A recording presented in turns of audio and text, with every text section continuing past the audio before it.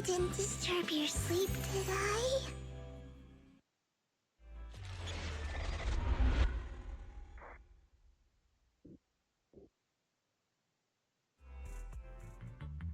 When I got here, the other Lord Phaethon said you were resting on the couch and just let me in. I meant to keep you company while you slept, but then I dozed off myself. Ugh. I was going to sit here looking super cute, hands cupping my face. You know, like the #1 sleepy face I want to wake up to pose. I can't believe I ended up falling asleep myself.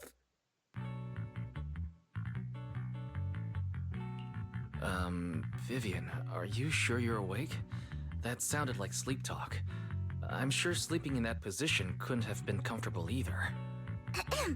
No, Lord Phaethon. I was just worried that I had disturbed your rest. Just being able to see you sleeping peacefully is already the highlight of my day. No, my entire month. Though it is a bit late, but... Good morning, Lord Phaethon.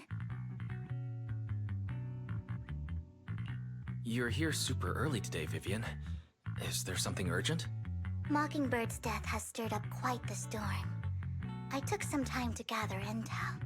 It seems someone deliberately leaked the story that Hugo is an illegitimate child of the Ravenlock family, but I haven't found the source yet.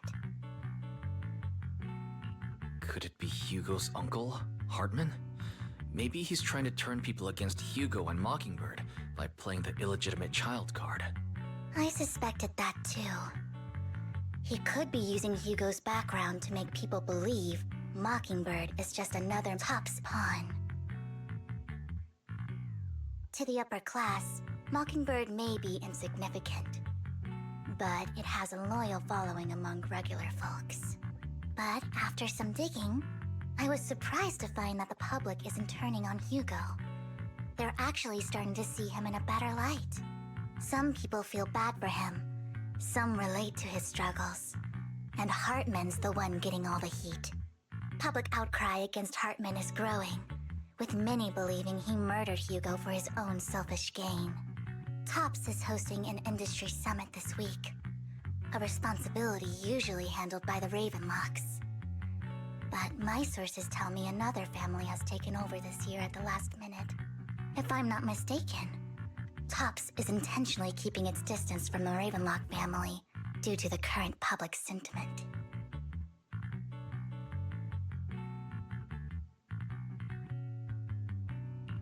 Based on our past experience with Hartman, he's not the type to sit back and let anyone mess with his power or interests. And that's what worries me. Hartman, in all likelihood, must have taken the sacrifice core. And now that he has this bargaining chip, who knows what kind of deal he'll strike with the Exaltists. Sorry for interrupting. Can I borrow Wise for a minute? Oh, no problem at all. I'm sure you have important faith in matters to discuss. Take your time. I'll just be waiting outside. Wait! Don't go outside, Oh, don't mind me, Lord Phaethon. I wanted to browse the videotapes anyway. I'll be right here. Just let me know when you're done. Thank goodness Vivian didn't walk out the main door. Lycon's been pacing around outside for like half an hour and scared off at least 5 customers. He's stressing over what he did to Hugo in front of Vivian, but he really needs to talk to us. Maybe you should go speak with him first? Sure, I'll go talk to him. At the end of the day, we're all after the same enemy. As proxies, we should become the bridge between them.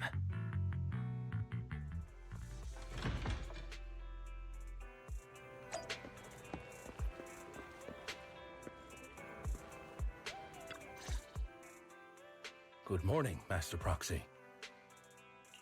Good morning.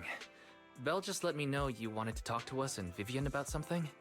Yes, it's an urgent request from the mayor, one that directly affects New Eridu's safety. However, before we get into the details, as a former member of Mockingbird, I'm concerned about Miss Vivian. Hugo made many mistakes and betrayed the principles of Mockingbird, but I'm certain he didn't intend to put Miss Vivian or you in danger. I don't know Miss Vivian very well, and I was the one who took her companion's life. I might not be the right person to comfort her, but I hope she doesn't regret the choices she made or lose faith in the path she chose. Vivian doesn't seem down at all. In fact, she's been actively gathering intel. I think she's handling this with even greater calm than I am. If you're feeling bad about what happened with Hugo, it might be a good idea to talk to Vivian directly. From what I've seen, she's not as fragile as you might think.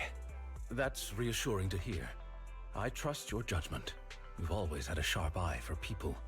Would you mind coming in with me? I'd like to apologize to Miss Vivian in person. Sure, but just to be clear, I'm staying neutral and not picking sides. You both have your own stance on this. As a proxy, I'll do my best to help facilitate honest communication. I respect that. Thank you.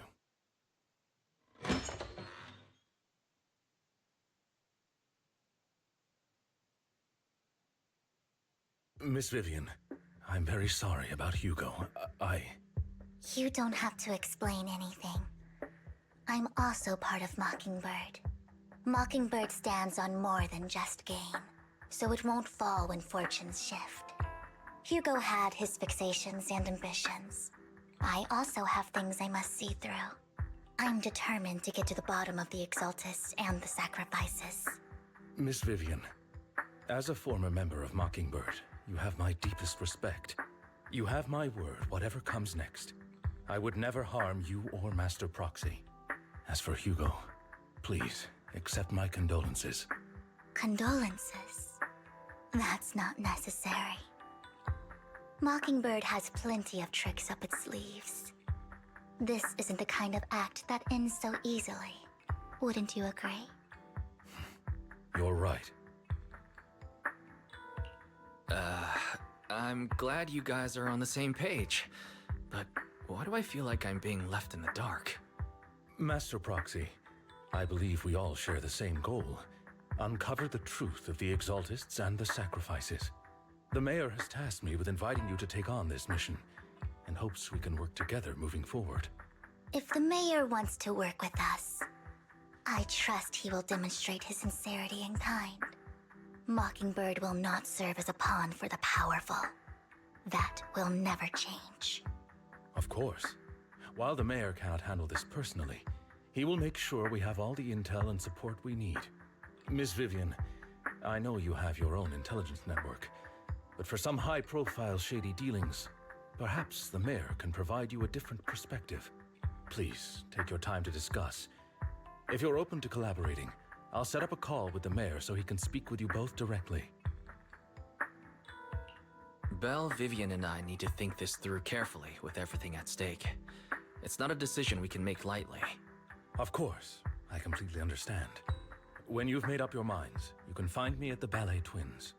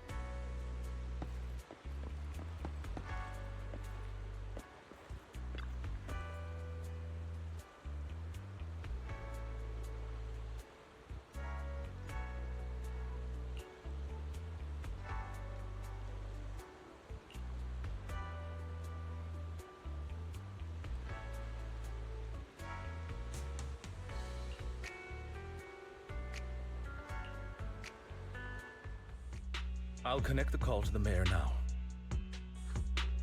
My dear friends, I'm glad you're willing to keep working with me. I'm truly sorry about what happened to Mr. Hugo Vlad.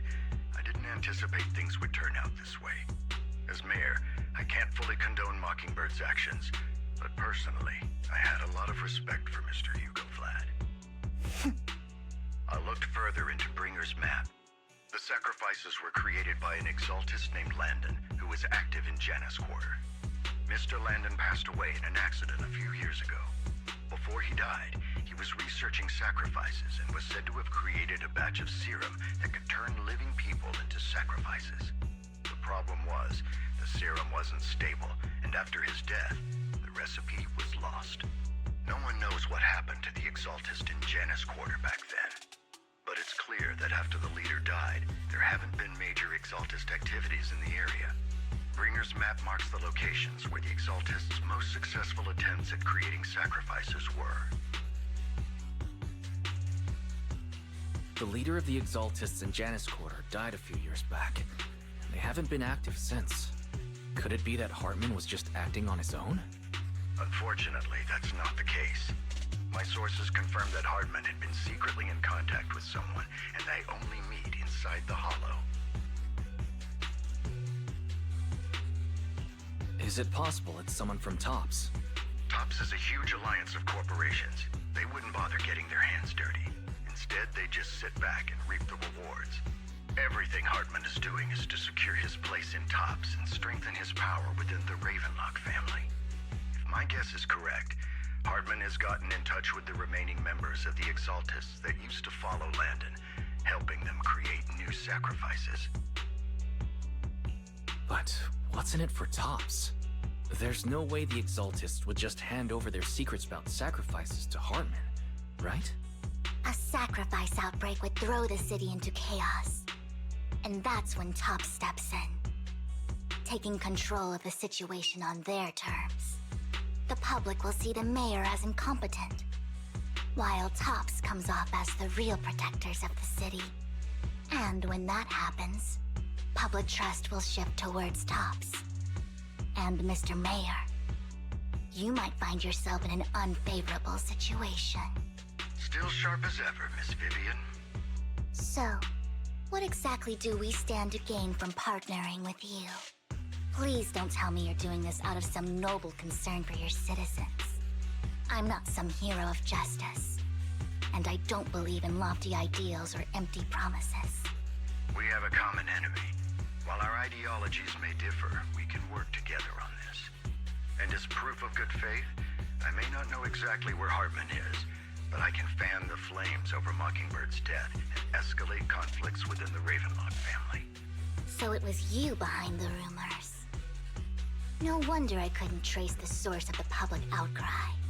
I'm not the one who started the rumors. I just helped them spread faster after they leaked. And I pulled a few strings to make sure the story painted Mr. Hugo Vlad as a heroic figure who was unfairly persecuted. As I said before, I had a lot of respect for him, and I'd be happy to clear his name. Now let me lay out my terms for collaboration. After looking into it, I found that the dormant sacrifice you discovered wasn't the only one. There are more places where sacrifices might be lying dormant. Too many eyes are on me right now, so I can't send my own men to deal with it. I'd like to ask you to retrieve the sacrifices from those locations. I'll make sure to dispose of them once you do, so no one will be able to use them again. On top of that, I've asked a friend to help monitor your physical condition, and maybe even uncover more of your potential. Her research overlaps with your teacher's work. You don't need to worry about her capabilities. She's a Void Hunter rank special investigator. Really? A Void Hunter rank special investigator is going to be assisting us? And she's involved in our teacher's research? That's right. She's heading to Janus Quarter for some business. I wanted to set up a formal meeting, but she declined. She prefers to assess things on her own, and will reach out when the time is right. She'll let you know the details then. So it looks like you both are on board with this commission and ready to help recover the sacrifices? Okay. This affects a lot of ordinary people in New Eridu. We'll do our best. I know you won't let me down. Given our positions, we might not be friends, but we're definitely not enemies. I'll leave the rest to you then. I've got to go. Goodbye.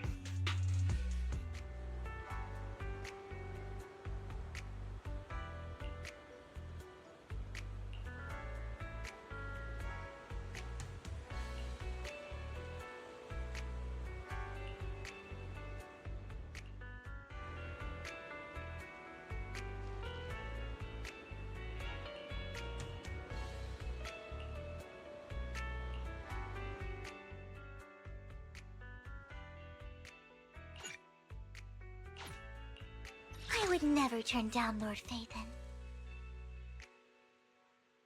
Yukashiro Yanagi, secure the perimeter.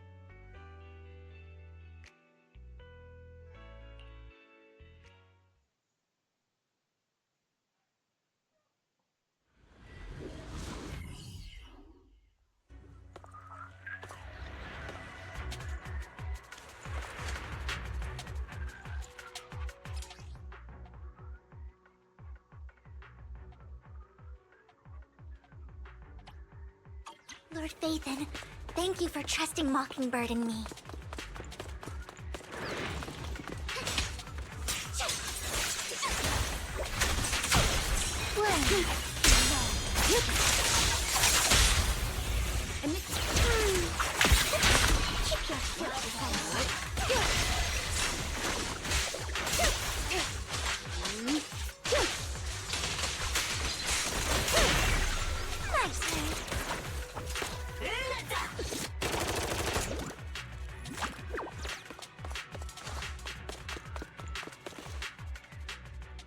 Someone already taken the dormant sacrifice from here?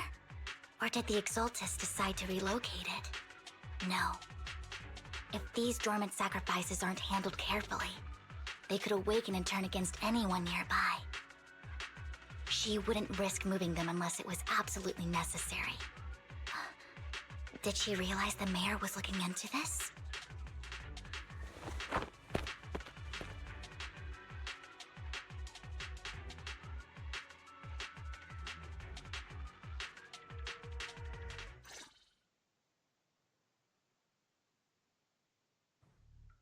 Did Hartman just make up this intel to get a shot working with us at Tops?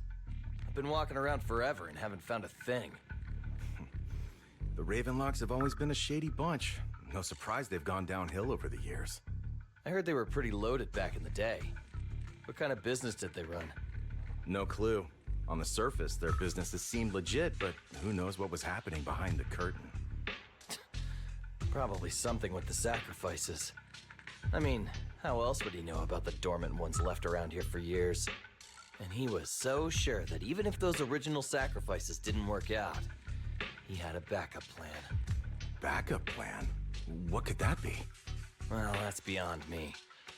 I just happened to overhear something while I was next to Mr. Edmund one day. What's Topps planning to do with all these sacrifices, huh? For research? Do you think we'll ever have a normal life in the Hollows? Don't ask questions you shouldn't be asking. All right. There's nothing here anyway. Let's leave the Hollow and report back on what we found. And we'll make it just in time to clock out for the fieldwork shift. Let's get out of here first.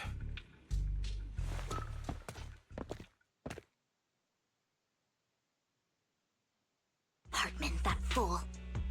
He'll do anything to get into Tops, even if it means playing with fire. She's an Exaltist. Human lives have never mattered to her. The more people get dragged in, the greater the danger. Vivian, you seem a bit frazzled. Who's this she you keep bringing up? I apologize for losing my composure. Please don't mind me. The she I'm referring to is with the Exaltists. Someone I have a history with. That's why the moment I heard about the sacrifices, I felt compelled to uncover the truth. I never meant to hide anything from you. It's just that, for me, the Exaltists bring back painful memories. And I'm not ready to face them yet. So, Lord Phaethon, please give me a little more time. Once I've gathered my thoughts, I promise I'll tell you everything. Sure, I'll stop asking. What's more important than an unspoken past is the person standing in front of me now. As for everything else, we can talk about it whenever you're ready to share. Lord Phaethon, if we weren't in such a hurry, I'd spend 3 whole hours singing your praises. I'll make note of this and make sure to get it done before bedtime. First things first, let's track down those dormant sacrifices. The Exaltists have probably realized someone's after them by now. I wish we knew what Hartman's backup plan is. I just can't shake the feeling that something bad is about to happen.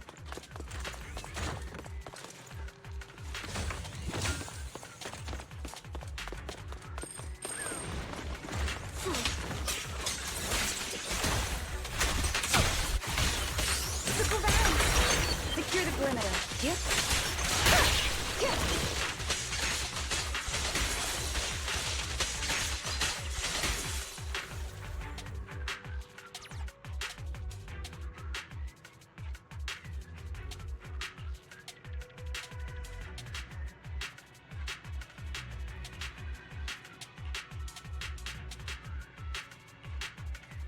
Hugo may have done terrible things, but he had his reasons.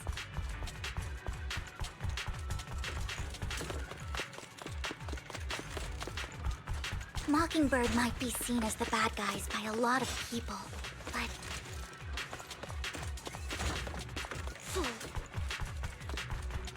ironically, joining Mockingbird is what put me on the right path.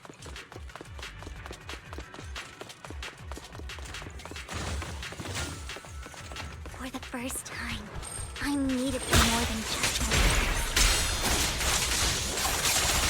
Resistance futile.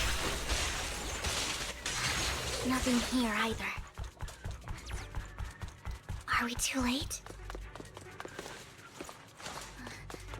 There's...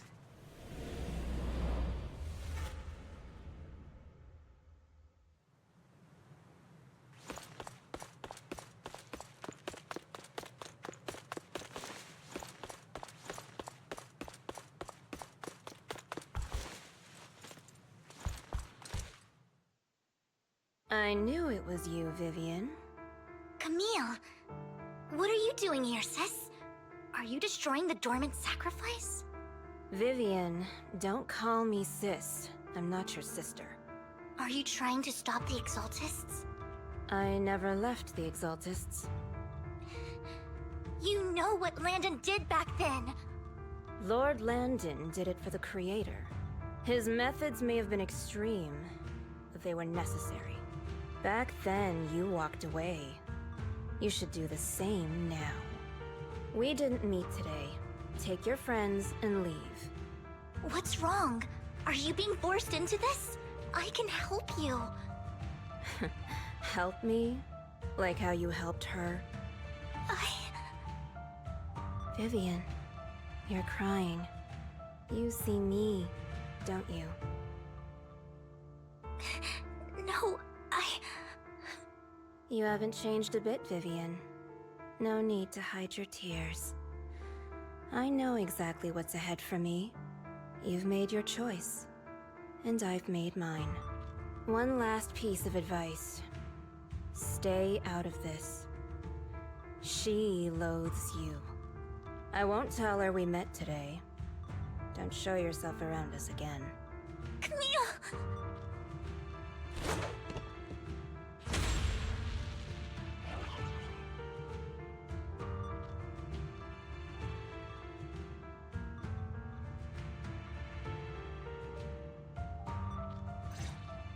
Lord Phaethon, watch out! Don't touch me. I'll tell you what that was about later.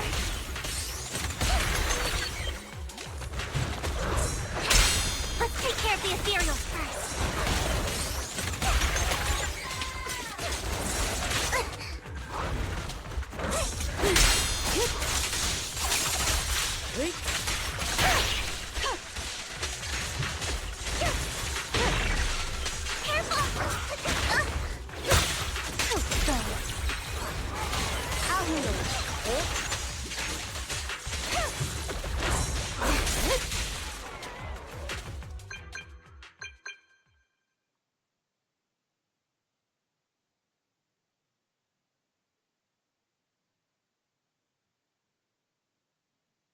You've been gone forever! Did you run into any trouble? We searched the coordinates the mayor provided. Most of them were already empty. No dormant sacrifices. Camille, the Exaltists have been actively destroying the dormant sacrifices. Why would the Exaltists go after the sacrifices? I saw it too, but I can't figure out why the Exaltists would do this. And one of them is someone I once knew. I thought she would leave the Exaltists after Landon's death, but she stayed. Wait, what did I miss? Why do you know so much about the Exaltists, Vivian? When I was a child, I stayed with the Exaltists for a while. Back then, Landon was one of the most respected figures among the Exaltists in this region. A lot happened, and after Landon died, I left. I can't turn a blind eye to the sacrifices. I know all too well how many lives have been lost bringing them into existence. Ever since I learned a sacrifice had appeared in Janus Quarter, I haven't been able to stop worrying. I won't let history repeat itself. That's why I asked Hugo to investigate, starting with the Sacrifice Corps. Vivian. Please stop. I'm not looking for comfort. I'm just recounting the story for you to understand the situation. We've got bigger things to focus on. But when I do need comforting, I'll come straight to you. I hope you'll make time for me, Lord Vathan. Just so you know, I'm not the easiest to console. Absolutely. If you're feeling down, we'll be here for you. Okay. Back to the matter at hand. That conversation between those two TOPS employees back in the Hollow is still bothering me. They said Hartman had a backup plan, and that got me thinking about some news that was quietly swept under the rug. Lately, there have been mining accidents in Ravenlock-controlled areas. Many workers have died. The families were paid off with huge settlements, way more than usual. No protests, no controversy, and the issue was buried. But considering the Ravenlock's financial position, why would they be so generous with payouts? That sounds sketchy. Do you think those accidents were faked? Precisely. I don't think those workers died in mining accidents. I'm planning to reach out to some old friends, see if they've heard anything about this. Do you have time, Lord Vathan? My contacts are just near 6th Street. Care to join me? Sure. Let's go together.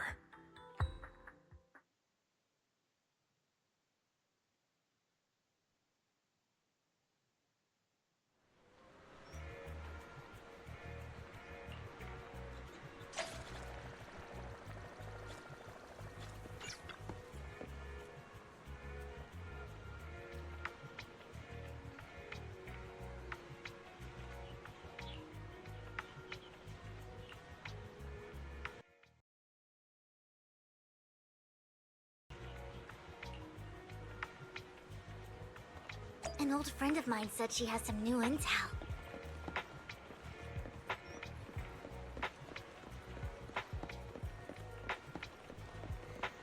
She's like a mentor to me. I learned a lot about data scraping on the internet thanks to her. Rain! Long time no see. Yeah, it's been a while. Rain? So you're the old friend Vivian was talking about. Yeah, Phaethon. Long time no see. Rain, you actually know that Lord Phaethon is Lord Phaethon? No, I mean, you actually know Wise is Lord Phaethon. I didn't know right away. One time, I needed a favor from Nicole. I only found out after meeting them. I mean, who would expect a legendary proxy to be running a video store for a living? Oh, by the way, your idol... Rain, let's not bring up old stuff. Lord Phaethon wouldn't be interested in that. Why are you all tense? Right! Lord Phaethon lives on 6th Street too, and might know your idol. Remember when you traced that post on Internaut to 6th Street and actually went to check it out? And you came back all bummed, spouting nonsense. Like there was only a black cat at the location, and maybe your idol is actually a talking cat. Or something like that.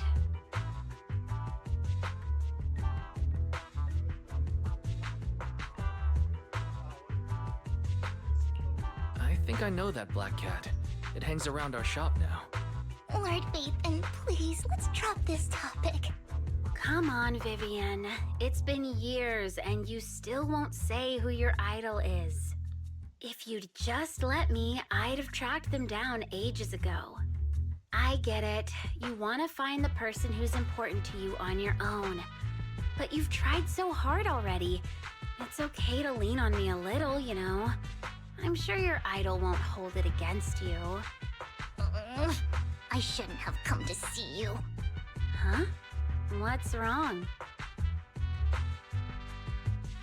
Rain, Vivian said you might have some intel for us. Should we get into that first? All right, let's get down to business. Here's something I'm pretty sure about. The Ravenlock family's claim that those missing workers died in an accident? Don't buy it. The last signal from those workers was near the Hollow, then communication went dark. I think they were taken into the Hollow. And yesterday, I picked up that the Ravenlock family secretly hired some people to search the Hollow's perimeter. I caught a weird distress signal from someone and managed to track down the source. When I tried to reach out, the signal cut out completely. The last trace of the signal was near Lumina Square. Finding someone in real life isn't really my thing, so that's where you come in. Okay, we'll take a look around. You just said this is something you're sure of. Do you have anything you're not so sure of? I dug up some info online, and one thing stood out. A few days ago, there were some creepy sounds coming from an abandoned warehouse by the port. The place was locked up, so no one could see what was happening inside. Not sure if it's related to your search. If you don't find anything useful around here, it might be worth checking out. Well, that's all I have for you. Thank you, Rain. Don't get all emotional on me now. I'm just helping out a friend. This one's on the house. Consider it payback for the favor you did me last time. But if you still want to find your idol, hit me up. I've been curious for what... Alright, don't worry about it. I'll manage it myself. Stop being so nosy, Rain. Nosy? Nah, just professionally curious. What kind of person is worth all this searching, huh? But honestly, whoever they are in real life, they've become a part of you. You've come a long way in this search, Vivian. I much prefer the person you are now. So if you find this person, don't chicken out. Go meet them. People will appreciate you for who you are. Rain. I might not care about the real world or what it'll be like, but I hope everyone I know can live a good life. I'm counting on you to save the world, guys. All right, I have other business to take care of, so I'll leave the rest to you.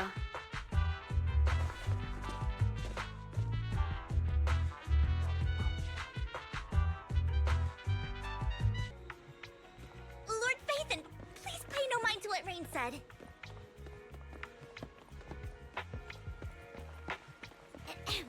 That big guy's up ahead. Let's hurry.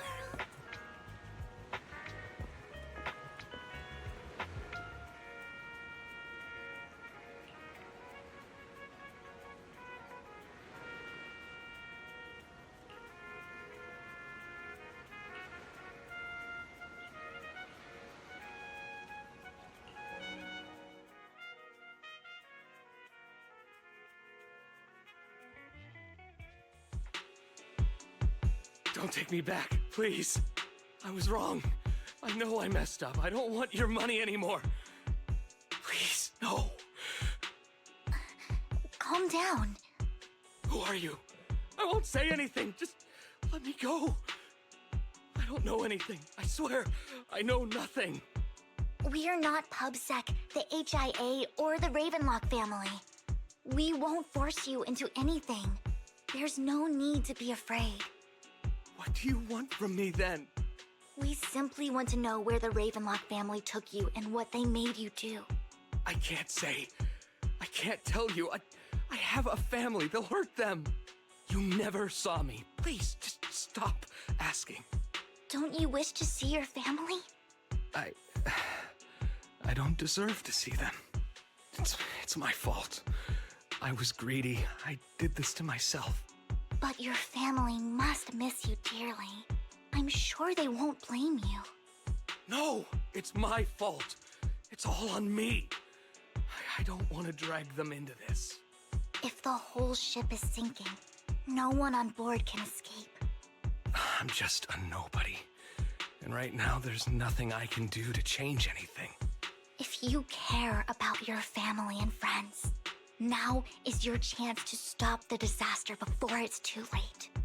Even a butterfly flapping its wings can send a tsunami surging across the ocean. No one knows how this will turn out. But if you do nothing now, the only thing waiting for you at the end will be regret. We're not here to turn you in, and we won't force you to confront them. You'll be safe with us. I'll help you return to your family. But you must tell us precisely what happened. Hartman offered a huge amount of money, looking for workers to go into the hollow to guard something. The money was way too good. We all kind of figured something wasn't right. I thought it was just smuggling or guarding some kind of illegal ether resources, so I signed up. After we sent in our applications, Hartman's men took us into the hollow. The first place we went, there was a strange box. When we got there, they handed us some pills, saying they'd improve our aptitude for ether, for us to last longer in the hollow. But after I took them, everything went fuzzy. Something was definitely off about those pills. When I woke up, I saw my coworkers dead in front of me. And there was blood all over my hands. They said something about me being a good experiment, moved me somewhere else, and locked me up. They wanted to inject me with something. I got scared and didn't know what was gonna happen. But then a blonde guy found me, gave me a carrot, and let me go. So I escaped. I didn't want to kill anyone. I don't know. It wasn't your fault that your coworkers died. You were just a tool in their hands. Do you remember the place they first took you? Do you know what was in that box? I only remember the first place was like a rooftop. I think it was on top of a tall building. What exactly was in that box? I can't remember. I'm not lying. Those pills they gave us, they make you hallucinate. I took just one and my mind felt like it wasn't my own. My memories turned into a blur. I'm telling the truth. I'm not trying to run from my mistakes. I just really can't remember what happened. I know you're not lying. We'll arrange for your protection. You can rest easy and recover, and your family won't be dragged into this. Once this is all over, you will be able to reunite with them.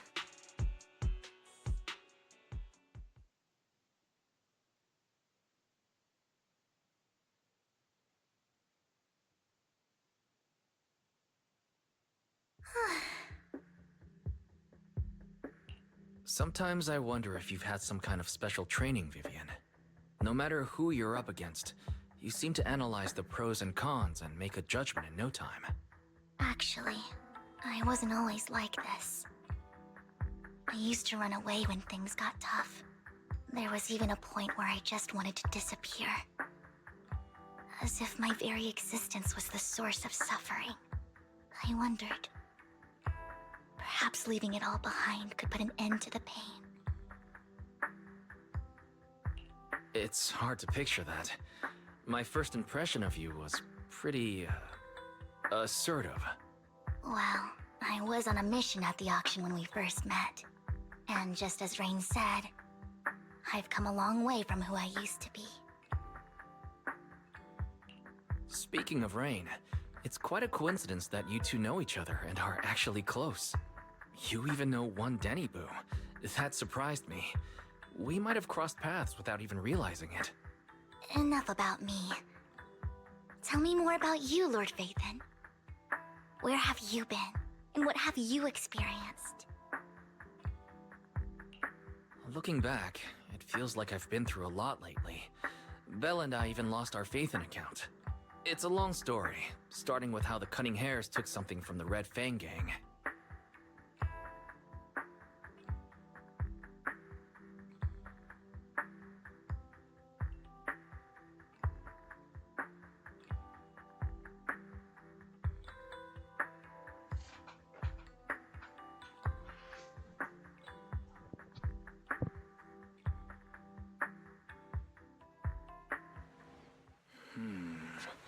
It should be around this area.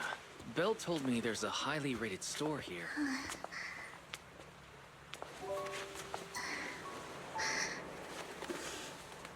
Lord Phaethon! What's wrong? I've seen that black cat on 6th Street. That harmonica in the outer ring you mentioned. I've heard it before, too. I've even been to the monument outside Hollow Zero. But none of that was a coincidence. It was me.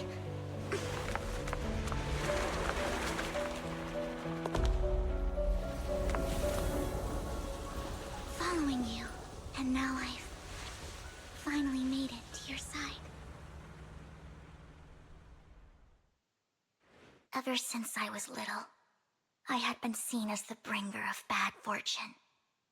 I had traveled to many places and witnessed far too much misfortune. Every tear I shed brought disaster. I've heard too many curses to count. I loathed my tears as much as I despised my own existence.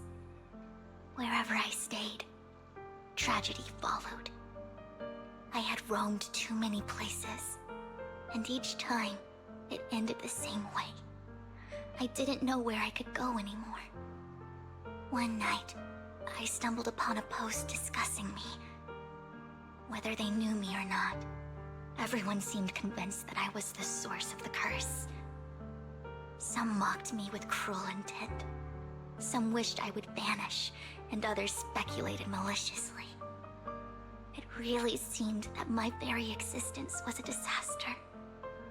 In that moment, as darkness enveloped the city, I saw lights flickering to life all around New Eridu. So many lights, and not knowing where to go, I thought, if only I could disappear into those lights. I made up my mind, and right then, my phone rang. I decided to take one last look. I wanted to know who left me my final message from this world. It was you, Lord Phaethon. Huh? Me? Yes. And I checked with the other Lord Phaethon.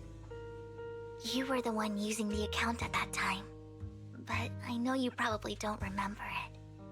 After all, it was just an ordinary day, with an ordinary post and meaningless comments online. But for me, it was the night I finally realized where I could go. I wanted to walk the paths you had walked, see the sights you had seen. And then, one day, share it all with you, face to face. So, I have to ask, what exactly did I say in that reply? Well, you'll have to figure it out for yourself. I'm not telling you. You're putting my memory to the test. So, Lord Phaethon, Thank you. Not only for that comment you made that day, which was a silver lining for me, but also for giving me the courage to become who I am today.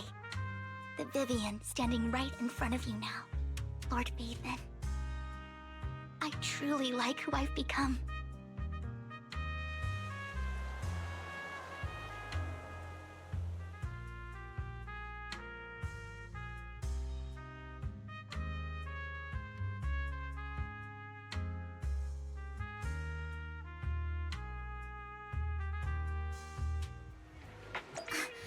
Lycon just sent a message. There's an update.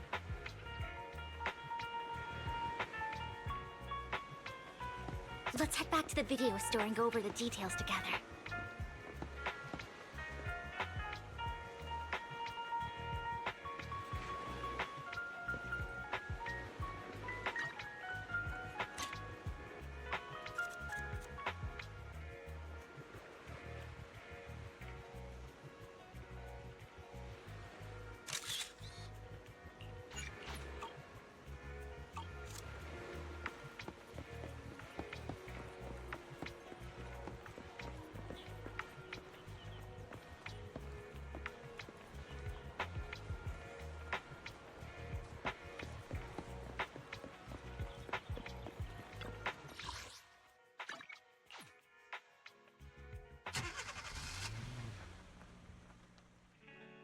Wise, you're back.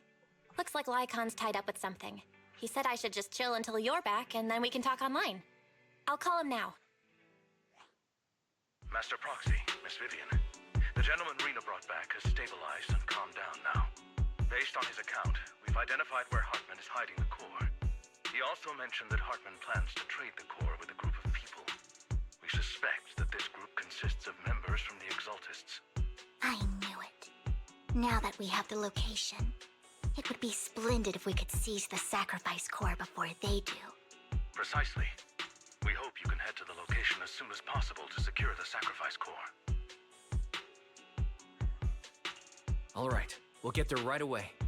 I have other matters to attend to, so I'll leave the retrieval of the sacrifice core in your capable hands. The mayor's friend that he mentioned before will also be assisting you this time. The target coordinates have been shared with her, and she'll meet you there. Please ensure your safety, and I wish you all the best.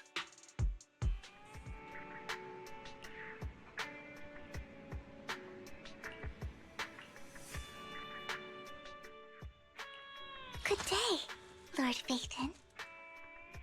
Eradicate all evil.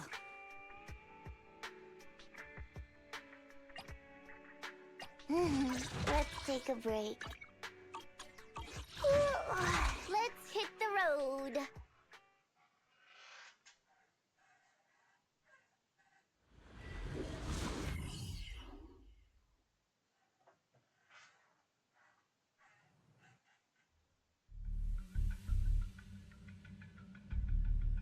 Where's the sacrifice core? Camille, you really think I'd stroll around with something this important? Plus, even though the Ravenlocks and the Exaltists have been working together for ages, I've hardly even met Lady Dina. I'm the one offering the sacrifice core here. I'm curious what Lady Dina's got lined up for me in return?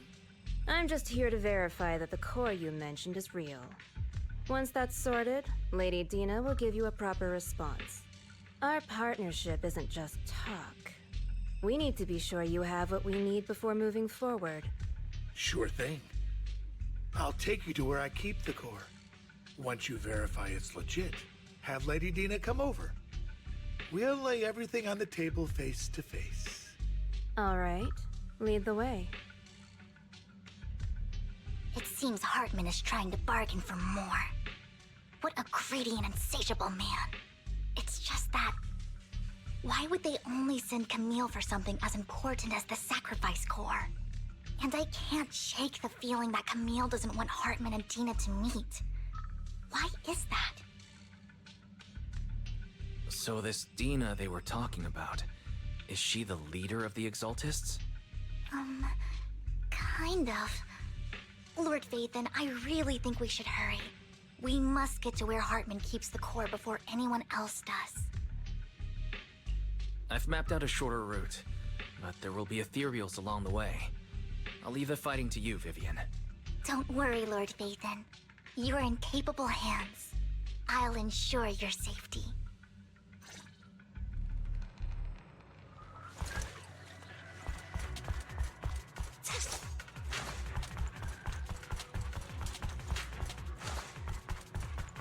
Ethereal! Stay away from Lord Vathan! On the road.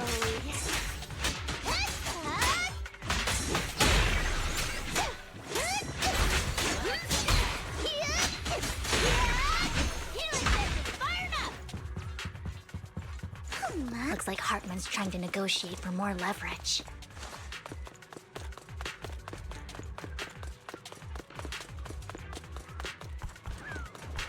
Let's get out of here before we're spotted.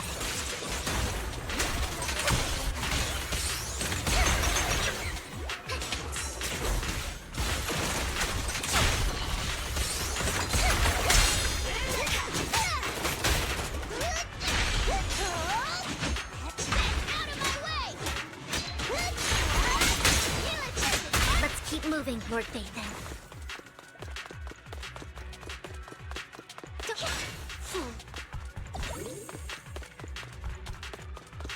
Leave the enemies to me, Lord Vathan.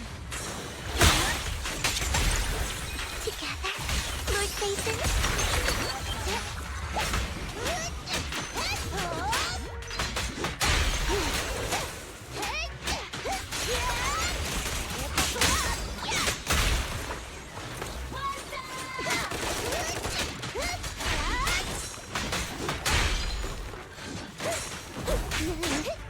They're still over there. Looks like they're arguing. This is our chance. Let's hurry. No matter who has the sacrifice core, Hartman or the Exaltists, it would be really dangerous. Hand over what's in the box.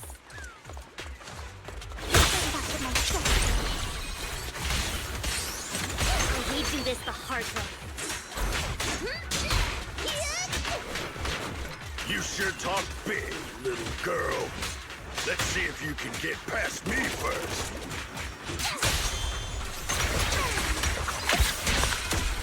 Let's hurry and secure the sacrifice core.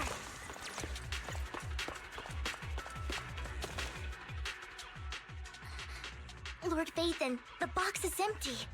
So Hartman never kept the core here to begin with? How did you even find your way here? Where's the core in the box? What did you do with it? You call this keeping the sacrifice core safe?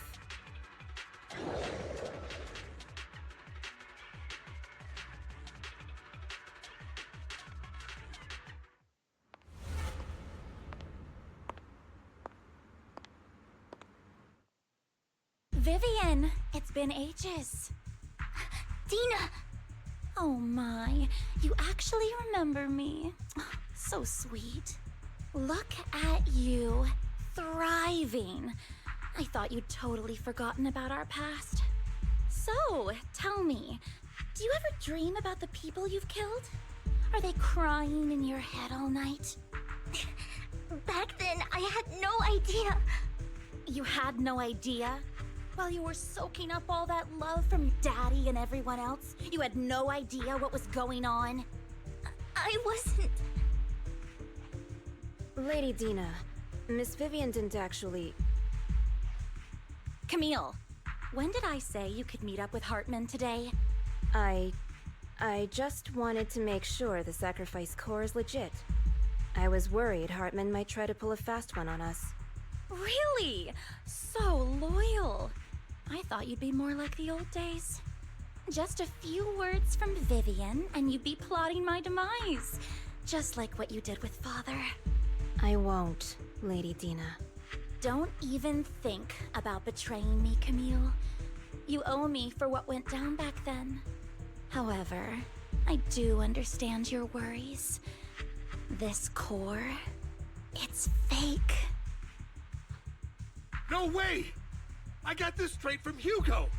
It can't be fake! How can you just claim it's fake without any proof? Ugh, seriously?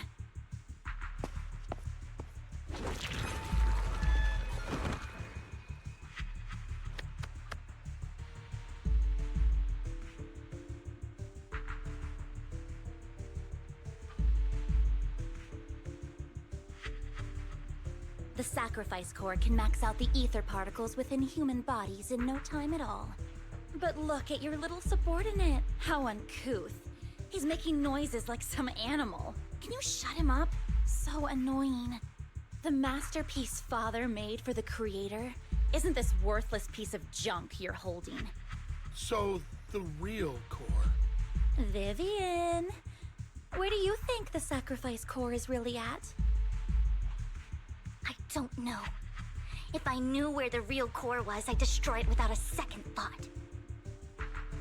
Dina, you understand what the sacrifices are. And you know those who were blessed should not have to endure such horrors. Oh, they shouldn't have suffered those horrors. Weren't you the one who decided if they'd be blessed or not? If it weren't for your tears, how would they have encountered such misfortune? How self-righteous, Vivian. Their fates were in your hands. It was you who brought disaster on them. Landon just needed an excuse. He needed someone to blame. Whether I shed tears or not, he'd treat living beings as mere subjects for his sacrifice experiments. Dina, you know all of this. Landon even went so far as to sacrifice you. Shut up, shut up, shut up! Father did it for his great cause. Vivian, why do you always mess everything up for me? Everything! You did it before, and now again! You just had to ruin my plan. I was so close to fulfilling Father's last wish. If you don't give me the sacrifice core, be prepared to become food for the ethereals. I told you I don't have the sacrifice core. Otherwise, I would have destroyed it already. Lord Phaethon, find the right moment to retreat. She can be quite unpredictable when her temper flares. Oh, really? You don't have it? Then I suppose there isn't a reason to keep you alive.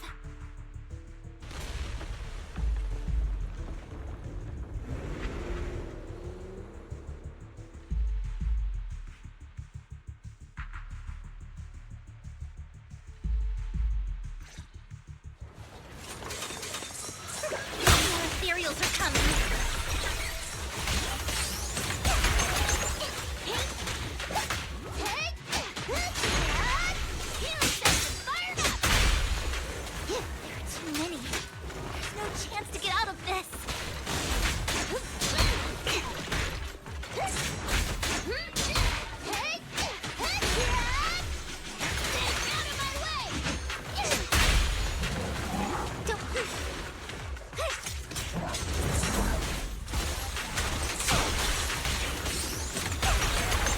No, get my first dirty little kick.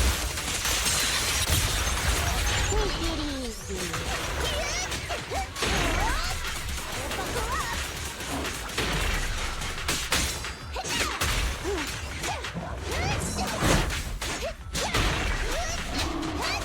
You're clear. Just this once. The rain is perfect today. Away from Lord Phaethon! There are so many.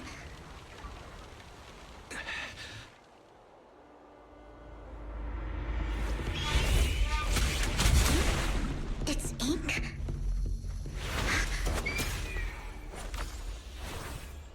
Shun Palace, good fortune, closed gate, safety. What? An evil miasma gathers here. Another place of conflict. If you wish to avoid disaster, then head southeast.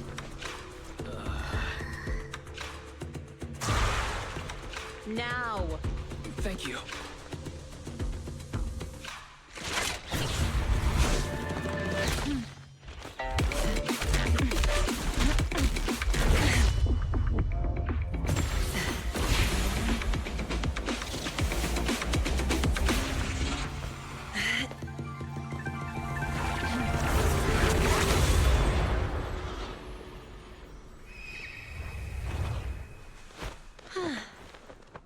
Finally, peace and quiet.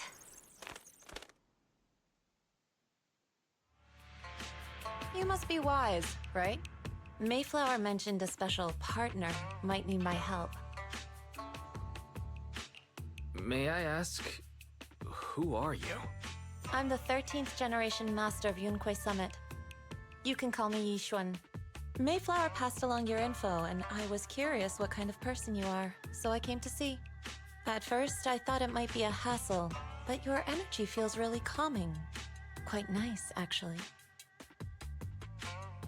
So, you're the investigator the mayor mentioned. Yes. He also asked me to be your temporary teacher and offer you a bit of guidance. Guidance? What does that mean exactly? Unfortunately, this isn't the right time or place to talk. I have some investigation work to catch up on, and it seems you've got quite a lot on your hands, so let's part ways for now. I'll find a good time to visit you soon.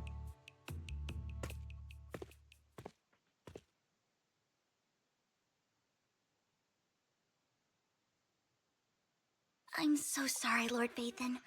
I'm just not feeling very well. I think I'll head back for now. I'll investigate the sacrifice core and reach out once I find something. You don't look so great. Let's get out of here and figure things out later.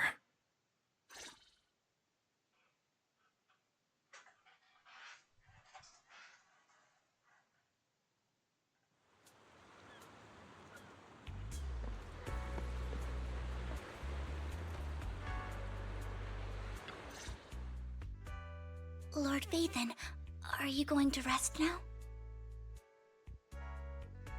I can head back later, Vivian. You seem a bit off since we left the Hollow. If you want to talk about what's bothering you, I'm here. Sometimes it helps to get it out. I didn't mean to keep my past from you, Lord Vathan. When I was little, people thought I brought misfortune, so no matter where I went, no one wanted me around for long. Then, one day, Landon adopted me and brought me to the Exaltists. There, I met Dina, who was so kind to me, treating me like a dear sister. She told me her father, Landon, was a great man who'd one day make everyone stop fearing the Hollows, so all life could live freely inside and outside of them.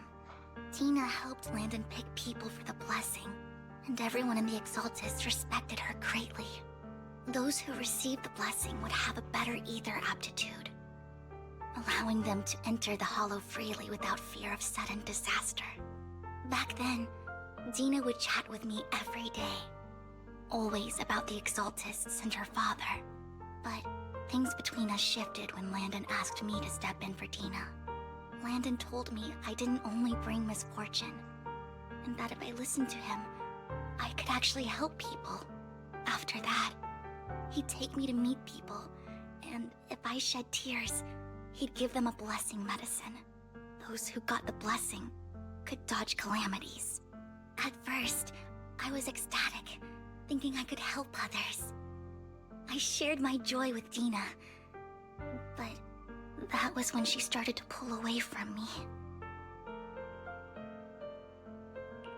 Was that blessing medicine the same sacrifice serum Bringer had? Yes. To be precise, it was an early version of the sacrifice serum. Landon's medicine wasn't stable. The medicine Landon developed could boost abilities quickly, but also sped up the development of ether corruption. In the end, most people turned into ethereals, and a few became sacrifices, losing all human consciousness. The ethereals were killed while the sacrifices were given to the higher-ups of the Exaltists. The Exaltists wanted the sacrifices to hold human consciousness, so Landon's medicine was seen as a failure, and he gradually lost influence within the Exaltists. One day, I saw Dina, and tears streamed down my face. In a bid to save his reputation, Landon decided to let his own daughter receive the blessing. I had always thought that getting the blessing was a good thing, until I saw terror in Dina's eyes that day. That evening, I broke Landon's rules for the first time, and followed him out of the Exaltist's residence. I trailed him to the Hollow, where I witnessed someone who had been blessed becoming corrupted. In the end, that person became an ethereal. Then, without hesitation, Landon killed him. Before Landon returned, I went back to the residence and snuck into his study. And there, I uncovered the truths I just told you.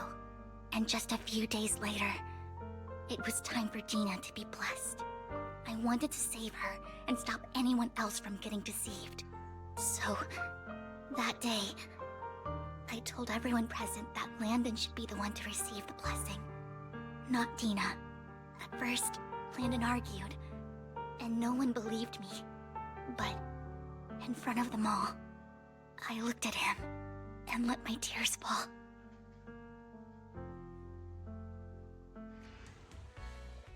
Lord Landon, please accept the blessing.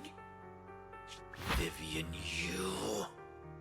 Why won't you accept the blessing? Were you lying to us? Ungrateful fools! You have no use anymore! Liar! Run! Run! Dina! Dina, wake up! We have to go! Vivian? What's happening? Listen to me! Lord Landon's so-called blessing isn't...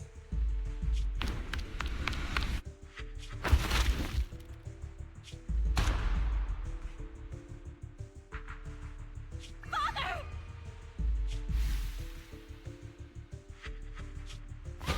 No, I was just... Mom, I want to go home. It's got nothing to do with us. This is just what happens when you don't accept the blessing. Vivian, was this you? Dina, I just didn't want you to accept the blessing. Everyone who does ends up... I just don't want to lose my father. You knew? If you knew what he's done, you... He's my father. He's all I have. Stop being self-righteous, Vivian. You only ever bring misfortune.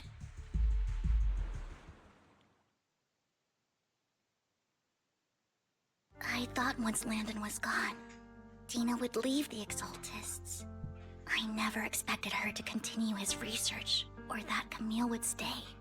Camille lost her entire family in a hollow disaster, so she's always supported the Exaltists. She's not a bad person. She's just someone searching for hope. She joined the Exaltists very early on, and even watched Dina grow up. That day, she was just so desperate to save Dina that she... All these years, she's been following Dina, taking care of everything out of guilt, I think. But I didn't just fail to save Dina. I trapped her. I see misfortune approaching, but I can never change its course or avoid the bad ending. Maybe I really am a bringer of misfortune. No, you're not the one causing trouble. Whatever went down with the Exaltist, it was Landon who was pulling the strings. As for Dina and Camille, they knew the truth and they made their choice. The Hollows and the disasters they caused took more than just their loved ones. Not all survivors cling to obsession and hatred like those two do. Lord Phaethon. You need to believe in yourself, Vivian. From what I can see, you're handling this sacrifice crisis pretty well on your own. Besides, you told me you really like who you've become.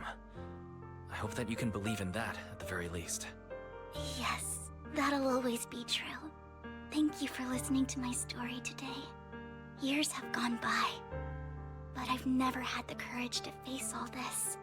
Maybe Dina and I were meant to meet today, so I could finally spill it all out. It lightens my heart a little. Lord Phaethon, you truly are a wonderful listener. Not just today. Whenever you're feeling down, know that I'm here for you. I will. It's been such a long day. You must be exhausted. I'll track down the location of the sacrifice core and let you know what I find. Good night, Lord Bathan.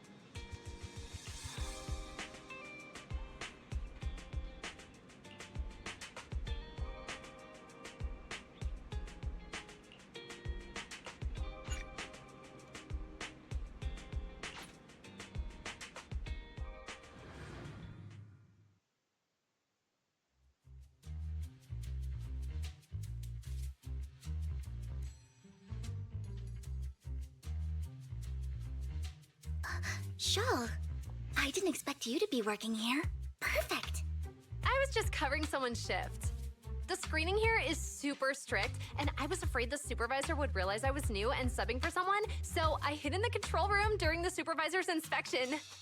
So I happened to bump into this guy, a blonde man wearing a hat, and I think he was checking some footage.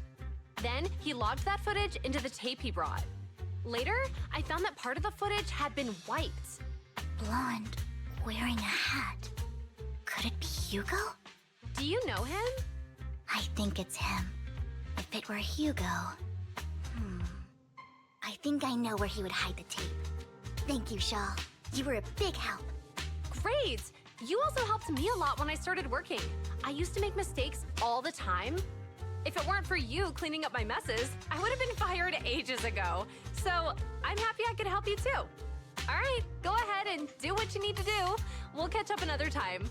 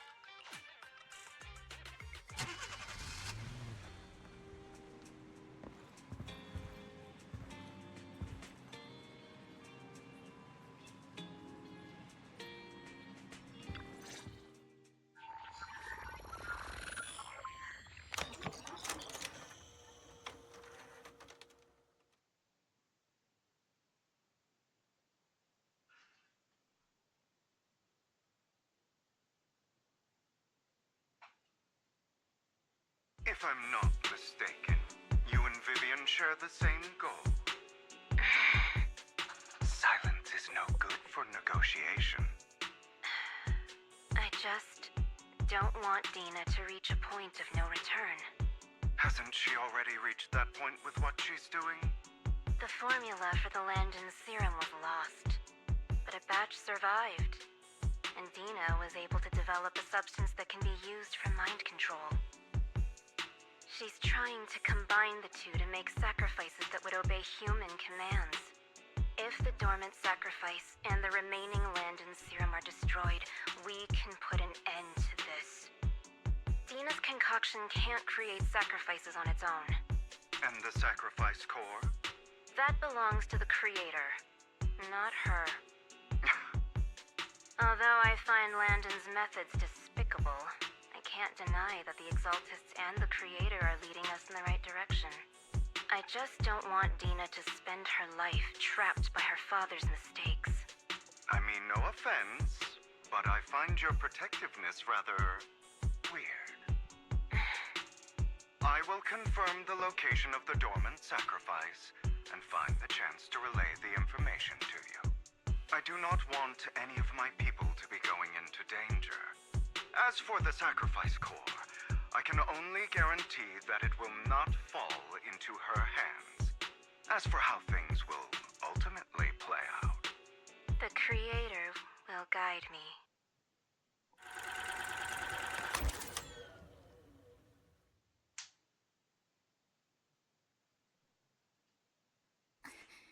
Camille was actually destroying the dormant sacrifice? Compared to Camille's motives, I'm more concerned about whether Hugo has more plans lined up. Hugo... Wise, Lycon just sent a message saying he's got something urgent that he needs to talk to us about now. Alright, let's patch him in. Master Proxy, I apologize for disturbing you. We have just learned that the Ravenlock family will host a banquet tonight. This banquet is rather special, as they're allowing members of their family to invite business partners to attend. With Hartman at the center of controversy, there are many members of the family who are eager to use this opportunity to replace him. The mayor has been spreading rumors of a young tycoon who inherited a sizable fortune and is looking to partner with a person from an old and influential family. This information has lured a young man named Burton from the Ravenlock family. So, you want me to pose as this tycoon and use Burton to infiltrate the banquet? Correct. And Hartman's study is also located within the venue. I see. Hartman's study might hold valuable information. It seems like there's nothing left for me to do. You can attend as her +1. +1? Lord Phaethon, please go with me! Master Proxy, it seems Miss Vivian requires your presence, so... Yes, just your presence will help me immensely! Sure. If we go together, we'll be able to keep an eye out for each other. I'll accompany Vivian. I'll send you the time and place for the meeting with Burton. If you encounter any danger, please evacuate immediately or contact me for backup. I hope everything goes well for you tonight.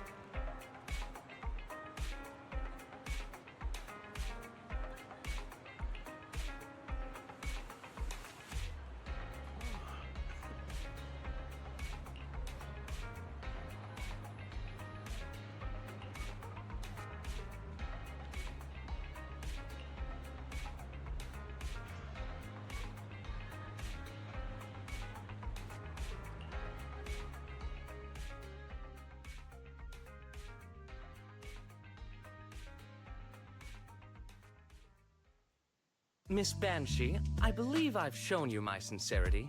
Now how about you? Sincerity? My presence here is a show of sincerity. If we're to work together, Miss Banshee, you should drop your pretentious act. I am well aware of the ways of the Ravenlock family. If I were to come empty-handed, I probably wouldn't even be able to make it out the front door tonight. Since I agreed to come with you, and even brought along my most precious companion, does that not show my deepest sincerity? No need for such an off-color joke. Our door is always open for those coming or going. We both know what's what, so let's cut the small talk. I know far more about how the Ravenlock family made their fortune than most here. I am also well aware of why Hartman, despite such a massive scandal, still remains in power. Oh? Do tell. Exaltists, blessing, sacrifice, Landon. Where would you like me to start? How did you know that? No, who are you? Don't be so tense. If I'm not mistaken, it's about time the banquet began. My companion and I are practically famished. Is this how you treat your guests? By letting them starve? Perhaps when we've had our fill, we'll remember where the sacrifice is hidden. You know where the sacrifice is? So, can we go get something to eat now? And I'm also looking forward to receiving a special dessert from you. We can discuss what you wish to know while we enjoy dessert. Of course. I wouldn't let such an important guest discuss matters on an empty stomach. As for dessert, I will prepare it myself, and I guarantee it will satisfy you. I'll come find you later. I wish you a pleasant evening.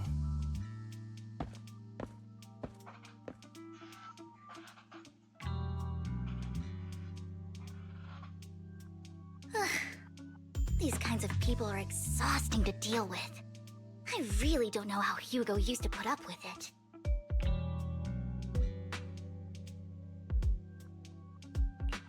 Was there a special meaning to the dessert you mentioned just now? I thought he'd stay for longer, but he left once you said that. Hugo taught me that bringing up dessert in such situations is a way of telling the other party they need to offer more. Fortunately, that old fox Hartman is terrified of losing power.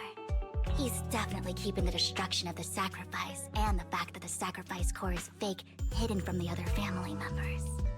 Otherwise, Burden wouldn't have been so willing to raise his offer. Lord Phaethon, let's find Hartman's study when the banquet is at its busiest. All right.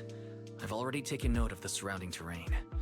Once more people arrive, we'll enter the garden through the door in the corner of the banquet hall.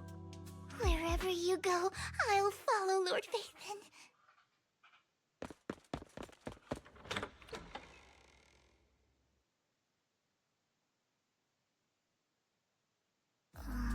Isn't this going a bit too well? The security outside of the manor is really strict, but maybe it's more lax on the inside? Just in case, though, let's contact Lycon. Right. Having some backup would be safer.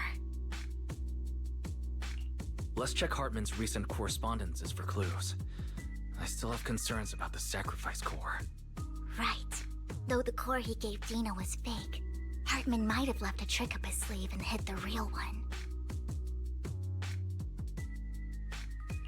Then let's split up.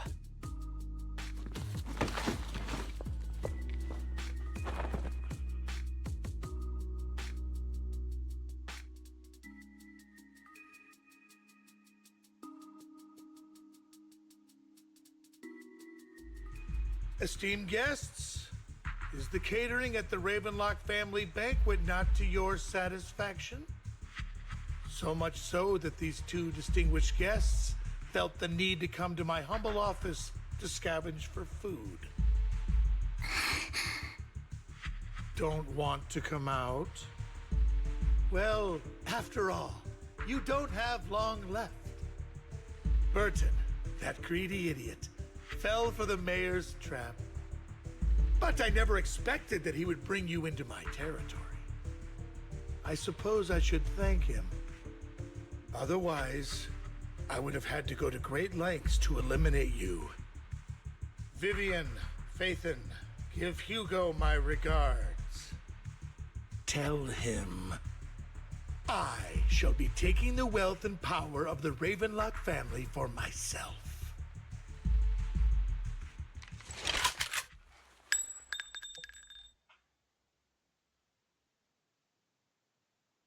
The bullet. How? Dear uncle, why must we be so distant with one another? You can just tell me what you want to say directly. Hugo! Impossible! You're... Uncle, you must know a Ravenlock will never stop until they get what they want. Did you really think I would be defeated so soon? When I have yet to trample you into the dirt. You filthy bastard!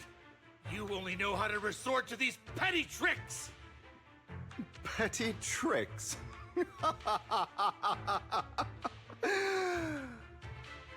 Perhaps you'd like to know what I managed to accomplish using this faked death of mine. My dear uncle.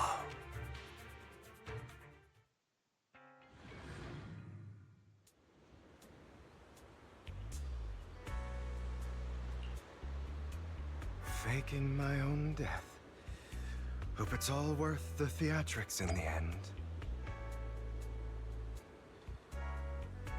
It was just to keep Hartman off my back, but maybe I went a little overboard. The manager must be pretty shaken up. I should apologize at some point.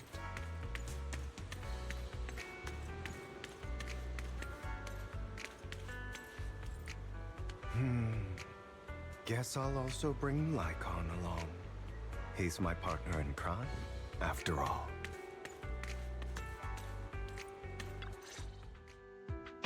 You're taking longer to rest than I expected.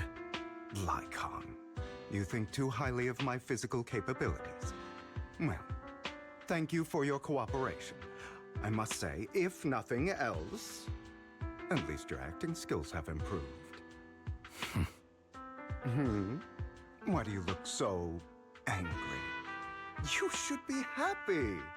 We pulled that off together with flawless teamwork and managed to fool everyone. Drop your foolish facade. I'm glad you still remember the code we set all those years ago. And thank you for ensuring your sleight of hand didn't deteriorate. Oh, right. I should also thank the blood bag hidden in my clothes and our other props. Do you remember when we last used this trick? It was probably ages ago. Sometimes I really don't understand you. Have you never thought about what the consequences would be if I didn't understand your code? If I decided against helping you? Or if I just couldn't control my strength properly? You'd understand it. Of course, if things really did go awry, I had alternative plans. You wouldn't be so arrogant as to think I'd bet everything on you, would you? You're insane. Aw, I'm flattered. So what exactly is the purpose behind all this? Surely after going to such great lengths to erase your own existence, you don't just plan to hide here and reminisce about the past with me. Don't try to brush this off. I've already helped you enact your plan. Tell me the truth. Don't get your tail in a twist. I have more plans that require your assistance, so naturally I would not hide anything from you. Simply put, as things stand, whether as Hugo Vlad or as Mockingbird, I am doomed to die. Seems you've made quite a few enemies. As a member of the Ravenlock family, I negotiated with Edmund and managed to obtain resources from Tops for my future plans. I also confirmed what attitude they held toward your master, the Mayflower family. Meanwhile, I used my identity in Mockingbird to strike a deal with Hartman and gather information on their collaboration with the remnants of the Exaltists. That's where I got my intel on what Bringer left. Oh, by the way, the crime declaration letter that your dear mayor received, that was also sent by yours truly. He's probably figured that out by now, right? Though I'm not sure if he told you. The mayor learned about the sacrifice attacks through his own means, but lacked an opportunity to take action. That warning letter was precisely what he needed. You aren't hopeless yet. How delightful. In short, I'm more well-informed than your lot because I get around, dealing with all these different important figures. But of course, it comes at a cost. It's only fair. After all, you can't hide the smoke from a wildfire. Rather than trying to carefully tame it and risk setting yourself alight, it's better to let it burn free. When I helped you put on your little act, killing you in front of everyone, you left the sacrifice core to Hartman. That was intentional too, then? Oh, yes. And it worked like a charm, didn't it? Now no one cares for me anymore, and all eyes are on Hartman. A perfect situation for keeping the Ravenlock family in check while dealing a cutting blow to the Exaltists behind them. Another crucial point is Vivian and Phaethon. I must sever any ties they have with me or Mockingbird. Although I feel bad for Phaethon about what happened, but it had to be done. That's the only way they would be safe, allowing the plan to continue. I noticed that you never turned your blade toward Master Proxy. So, those words you said back then were also... I will bloody my hands. I will carry the weight of my sins. I will become the Abyss. Obviously, it was all an act. My acting has always been impeccable, as you know. Hugo, you're taking such a tremendous risk. Why? Would you believe me if I said it's for justice? But unfortunately, it's not. I want revenge on the Ravenlock family. And I will make sure that despicable excuse for a human being, Hartman, suffers a slow, torturous end. Of course, I also promised Vivian that I would help her investigate the whole thing with the Exaltists. That's all. You don't look too good. Is it your wounds? No.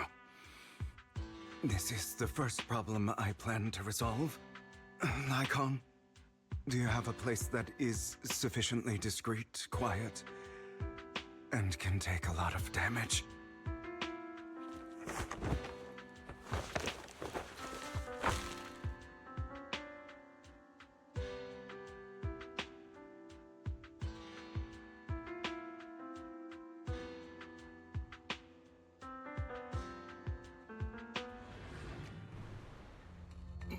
What exactly are you doing?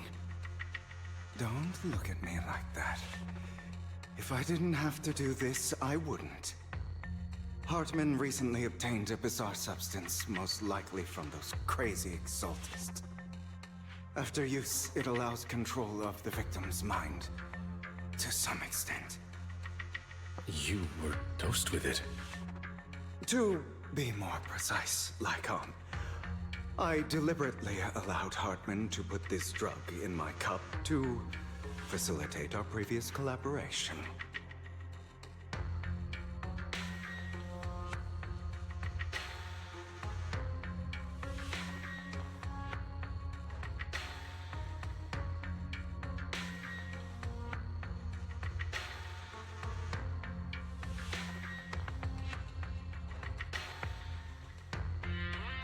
After finding out about it, I quickly found someone to help analyze its composition.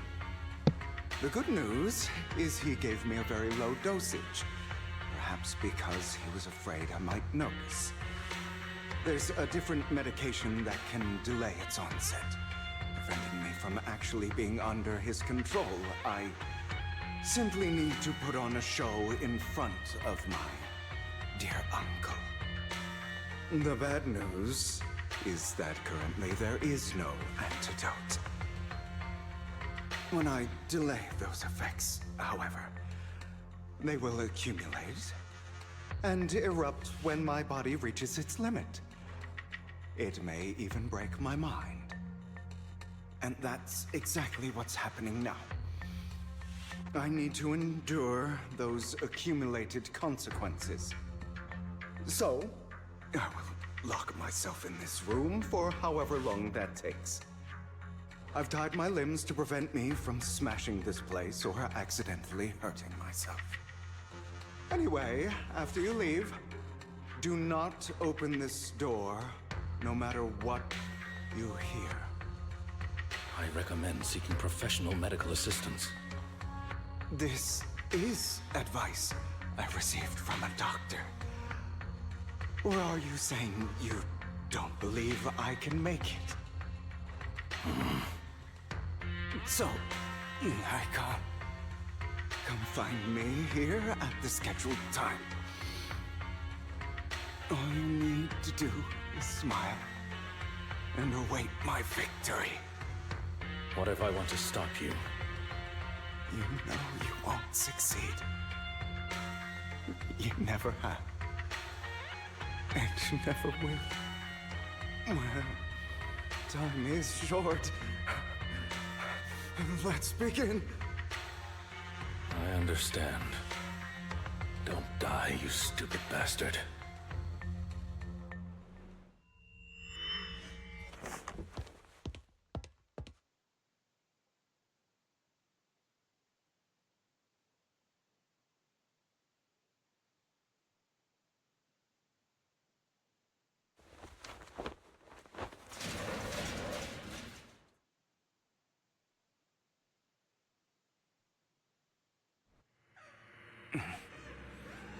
Is this because the side effects haven't worn off yet? Lycon's late. I'm surprised. Or is something wrong with time itself? Looks like someone's over there. Might as well go ask.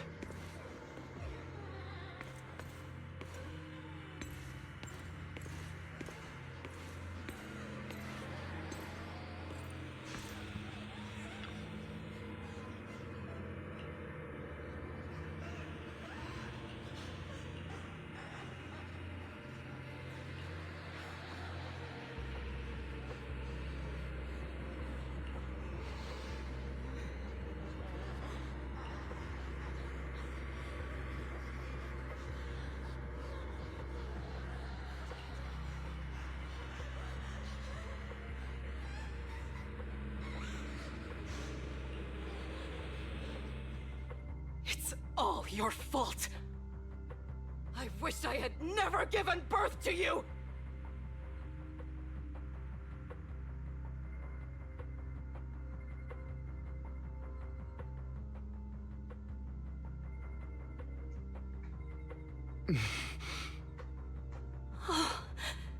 Everything will get better if you just die, right? If you die, he'll come back. We'll have another, more perfect child. One who will inherit the Ravenlock family bloodline. Then I'll be able to escape this pain.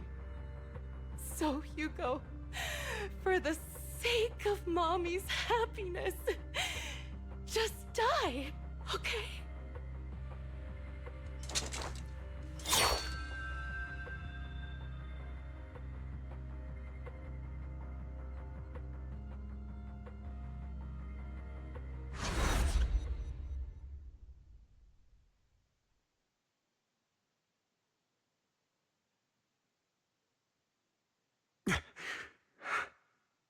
So, I wasn't awake yet after all.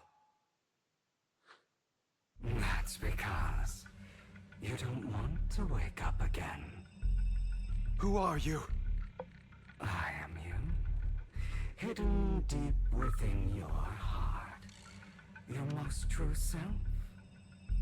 You want to kill her, don't you? Your so-called mother. Every time she beat you without reason, when she tried to gouge out your eyes, when she sold you into that hell, laughing all the while. You wanted to be the one to end her life. Why not admit your hatred? As you are, you can hunt her down and make her pay for the living hell of a childhood she made you suffer.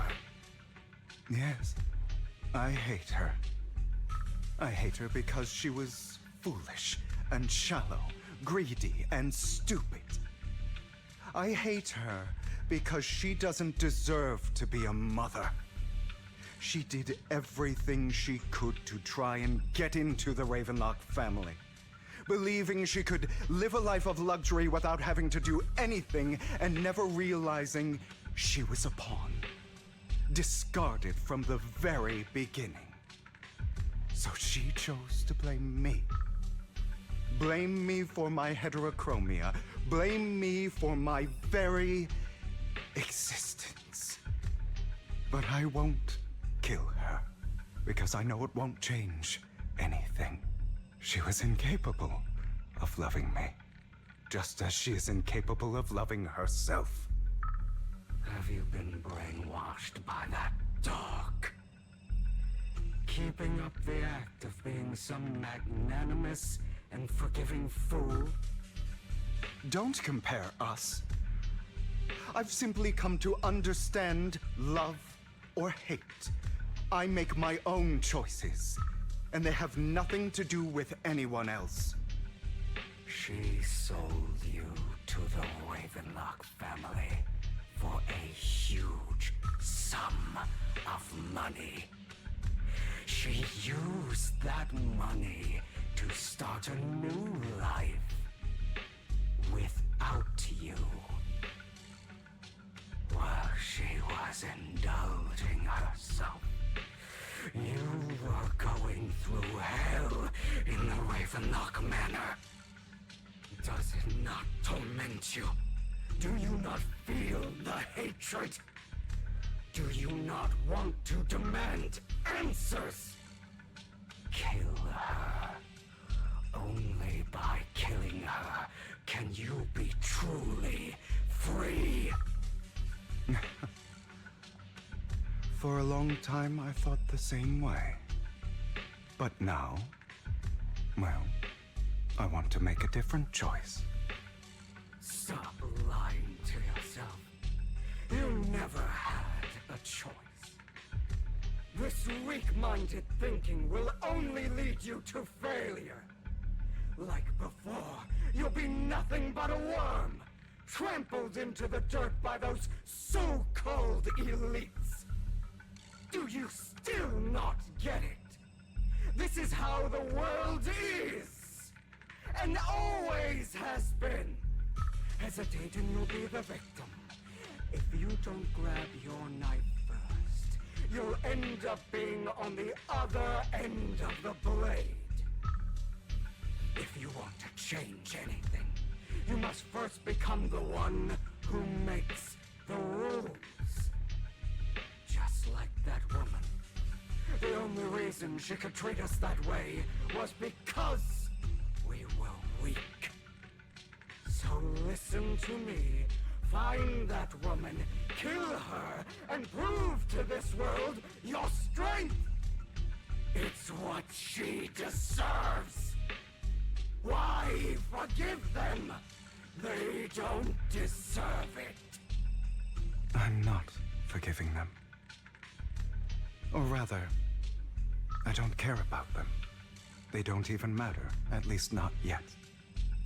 You know, perhaps the person I hate the most, the one I truly cannot forgive, has never been someone else, but rather my weak, powerless past self who could do nothing but hide inside a closet and cry. I hate myself for having neither the strength nor the courage to resist. I hate myself for begging for so-called familial love, even after being treated so terribly. I hate that despite the pain of my wounds, I still hope to receive the carrot and not the stick. And that me is you, correct? So, I forgive you. I forgive myself. You'll regret this, fool. Your pretty words mean nothing. You will ultimately return here to me.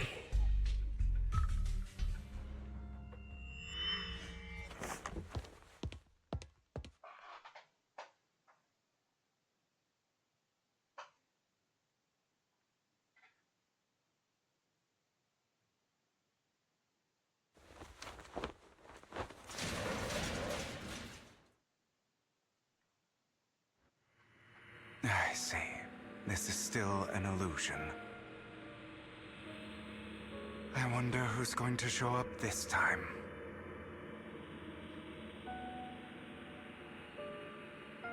Brother!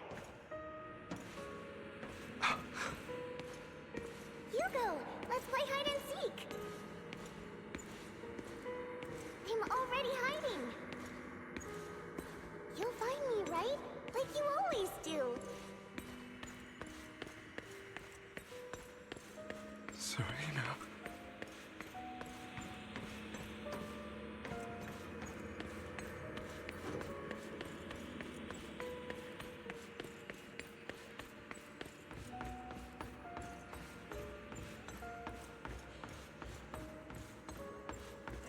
You're looking in the wrong place.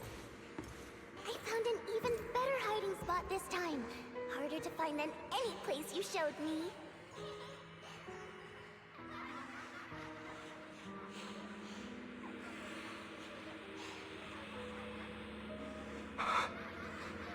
Hey, Hugo. Do you ever wonder why I had to die? It was because of me. That's right. It was because of you. It's all your fault. If only you didn't exist, I wouldn't have had to suffer.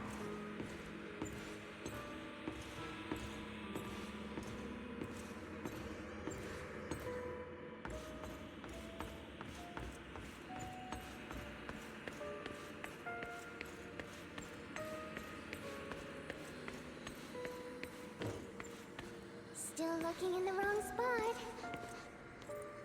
I can't believe you still haven't found me after all this time.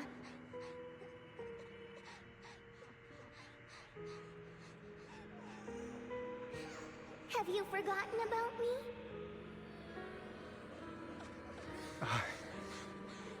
I haven't forgotten. It's okay. I'll forgive you. I'll still be nice to you, just like before.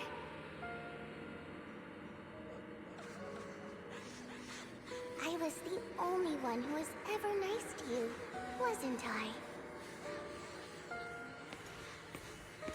Yes. Then tell me, why do good people always suffer?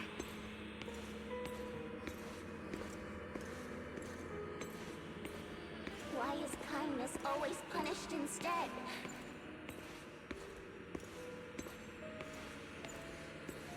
Tell me, Hugo, why?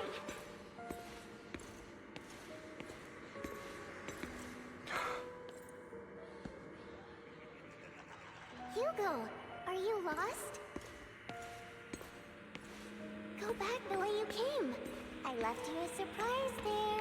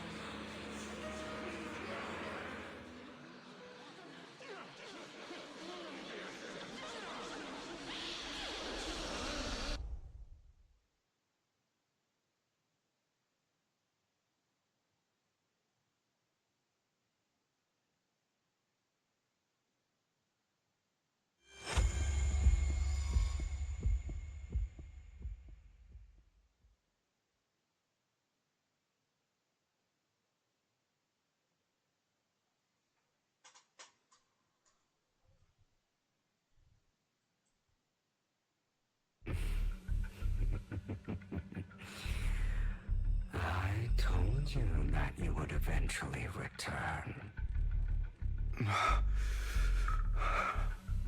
We meet again, my friend.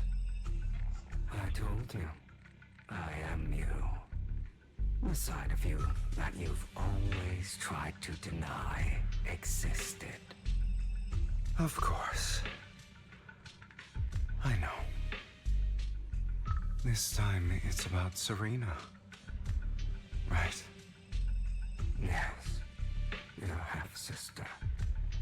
And the only child in the Ravenlock family who was kind to you. Unfortunately, it was her kindness that led to her untimely death. It was my fault. I don't like the way you blame yourself. Because that means I'm to blame as well. And I don't think I did anything wrong. Your mother sold you to the Ravenlocks. And your father, he saw your talent and wanted to use you to push the other children into competing with each other. My brothers and sisters wanted to get rid of me from the moment they first saw me. In their eyes, you were no more than a slave. But Serena dared to treat you, a slave, as if you were human. And so, she was fated to die. They tried to kill me many times, but I was careful, and they did not succeed. So they killed Serena, who was weaker, an easier target, and pinned everything on you. Serena died in your place. Those cruel brats thought that by reporting this to Father, they could use it to get rid of you, a rival who threatened their positions. Yet, not only did Father not blame you for the incident, he praised you for it.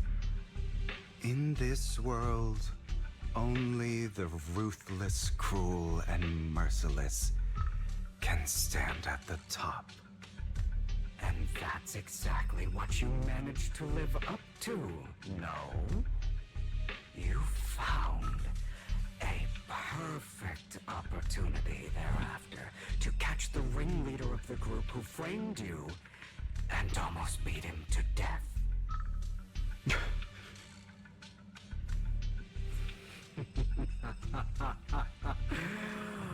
Oh, you should have seen the expression on your face back then.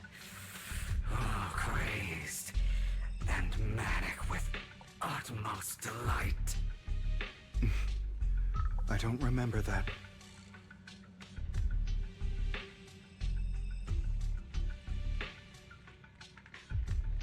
Here you go again, trying to deny your desires. Deep down inside, you've always wondered, asking yourself why these evil people never got the punishment they deserved. Why the world is so unfair. Don't you want to rip them to shreds?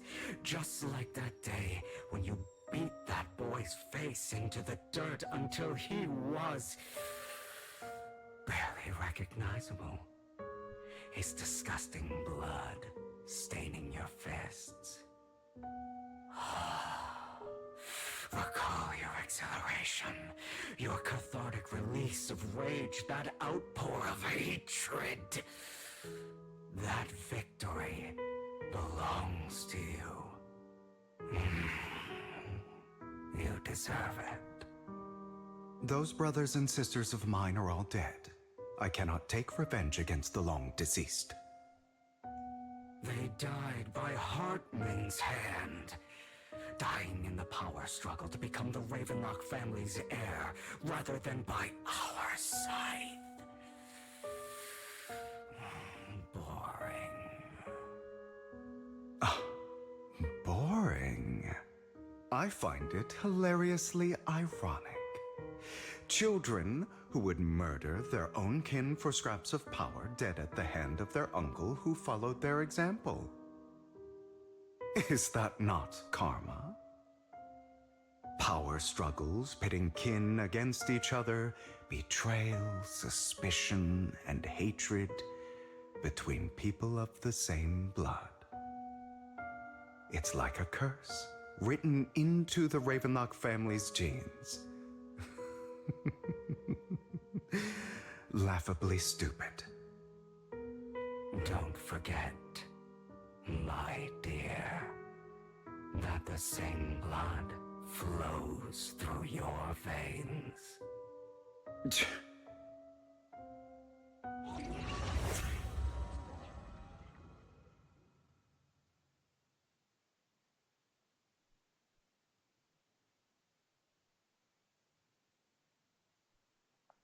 That's right, my dear nephew. No matter how much you deny it, the blood of the Ravenlock family flows through your veins. Survival of the fittest. Only the strongest deserve to live. Only the strongest deserve to rule. This is the path of success that has led the Ravenlock family to victory countless times. A blessing and a curse etched into your flesh and blood. As long as you live, you'll never escape the mark of family. You are destined to one day become someone like me, like your father.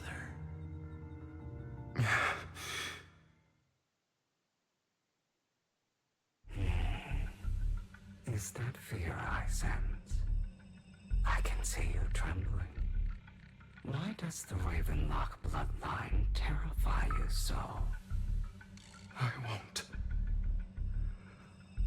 become like my father. Never.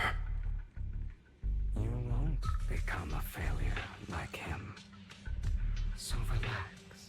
Our power eclipses him, and so does our ambition. So, do not deny your own desires. Do not resist your own ambition. This is the talent you were born with. The best gift fate has ever given you. Admit it. Deep within your heart lies a spark, yearning to ignite a raging inferno that will burn everything down. And I am that spark.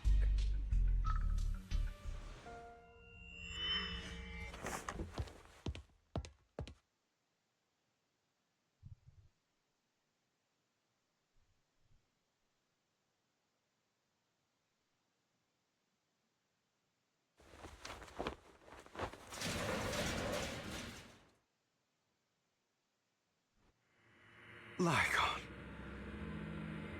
Never thought I'd be this genuinely thankful to see you.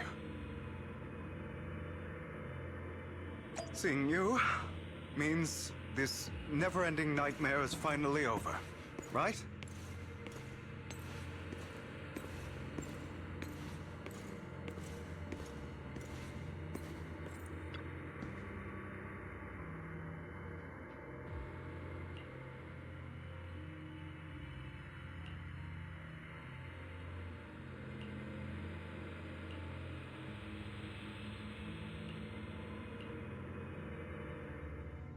I don't want to hear something like that from you.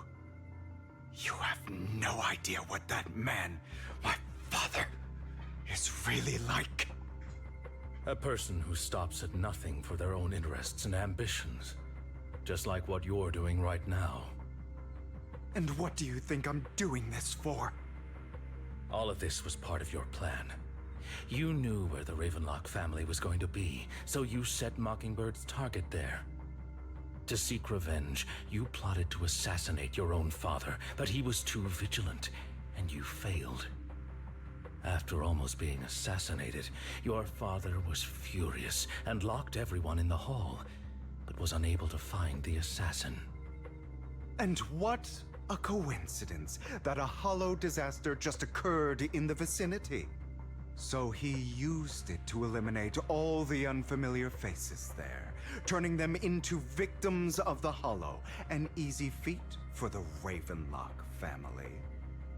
So, the one who killed innocents was my father, not me. You knew what choice an extremist like him would make, and you used the chaos to once again attempt an assassination. This time you succeeded. You killed your own father at the cost of innocent lives. Admit it, Hugo. You don't care about anyone else. The only thing you care about is your revenge. How is that any different from your father? Enough. I'm tired. I may hate him for betraying me, but he wouldn't say something like that. What? You aren't Lycon. You're the other me, hidden deep within my heart.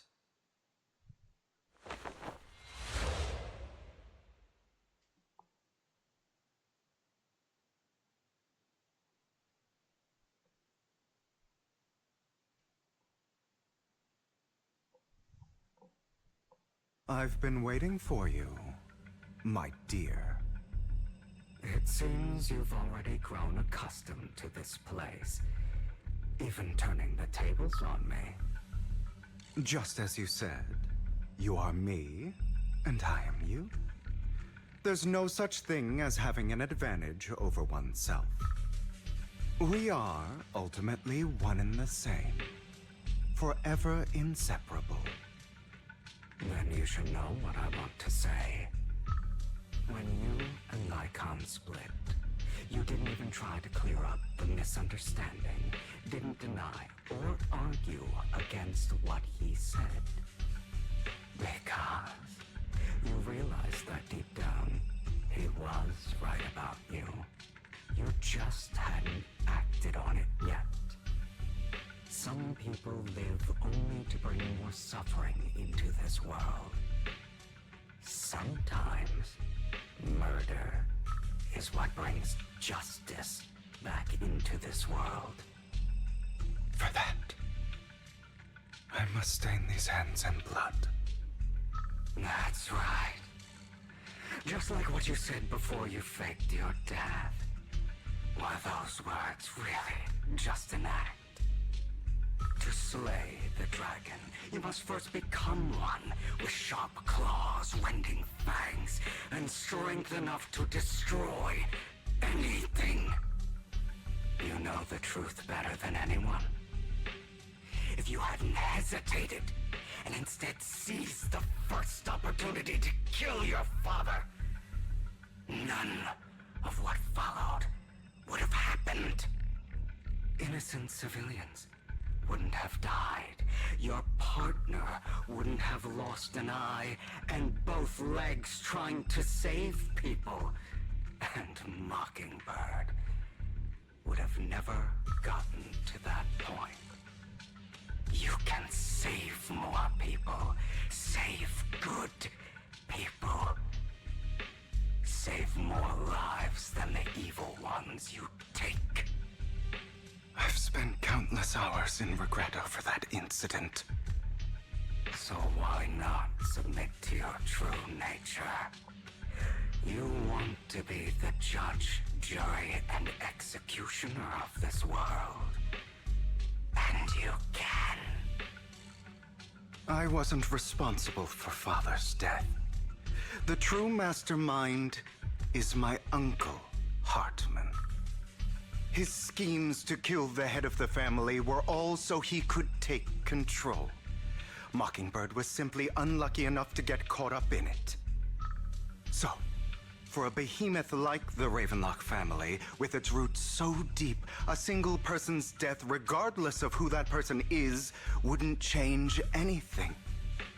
Of course, whether it's Tops, the Mayflower family, or even the entire world, it's actually all the same. I refuse to be dragged down by pointless hatred any longer. You foolish, stubborn idiot. Do you understand the power of hatred? Have we not come this far precisely because of it? Or are you going to follow Lycon and Jack's twisted logic? Come on. You don't actually trust anyone? Otherwise, why would you hide this whole scheme of faking your death from them?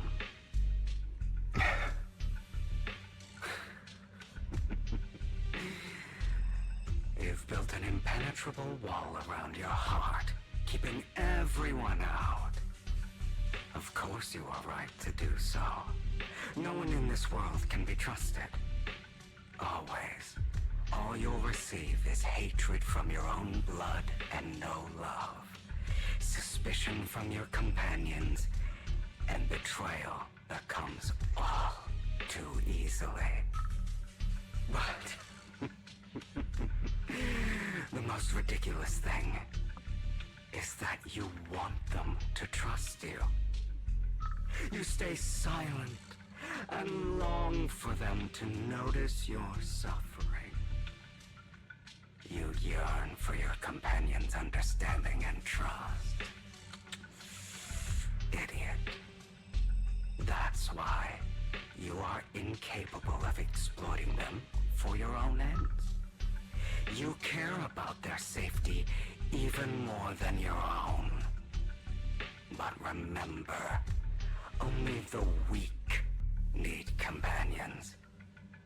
And we are children born from hatred. We are different from them. I will never be like them. And I don't need to be. Come. Let me show you what powers we can wield. But you are me. And I'll never lose to myself.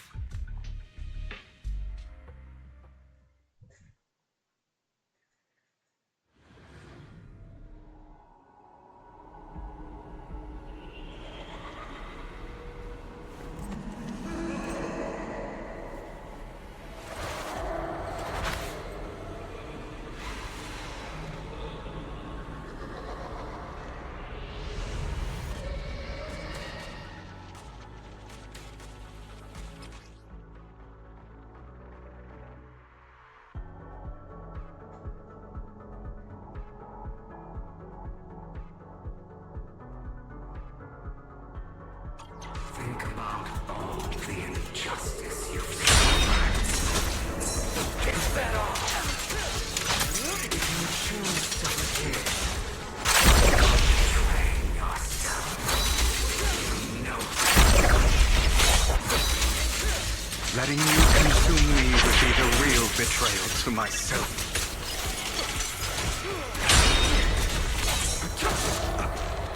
Give up. I have you now.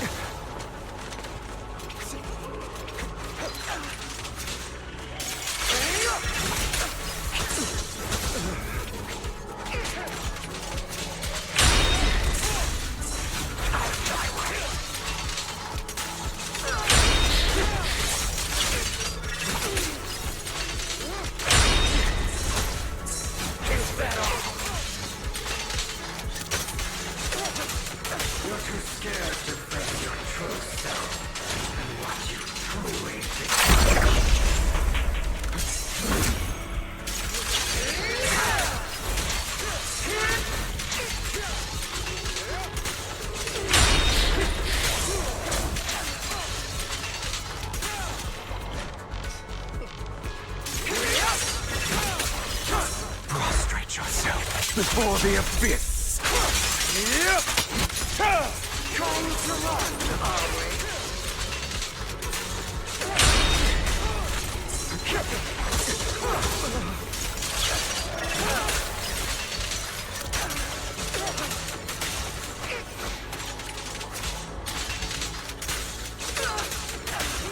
I have you now!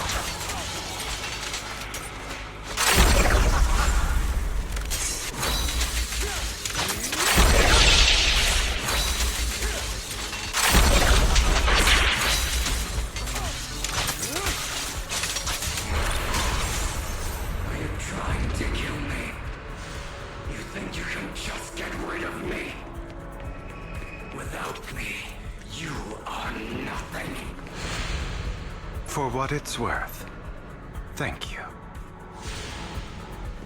Don't be afraid. You and I are inseparable. You're part of me, just as I am part of you.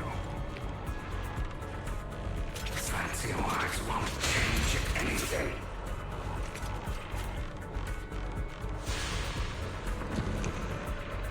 No. It's not just platitudes. I finally understand now. Some pain only fades when it's seen. When it's accepted. So I won't fight you anymore. I won't hate myself anymore. Weakness, hatred, malice, strength, forgiveness, justice.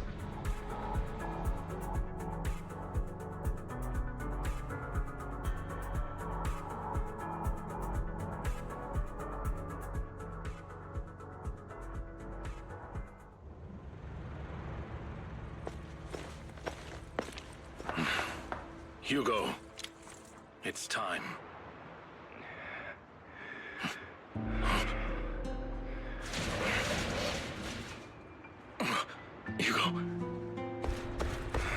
Hugo, you... Did I scare you? I made it through. I won. No praise for me, my dearest partner.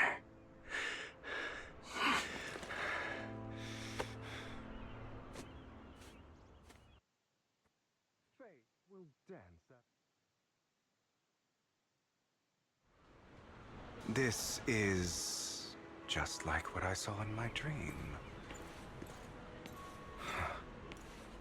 I guess there are still some lingering side effects.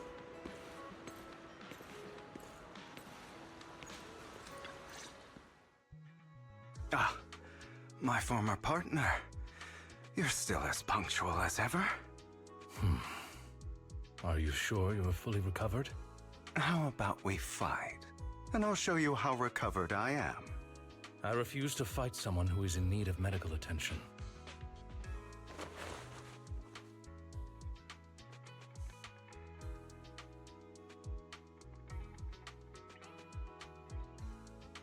How thoughtful. I'm touched. Or perhaps is this simply part of Victoria Housekeeping's professional care? I'd rather you not starve to death.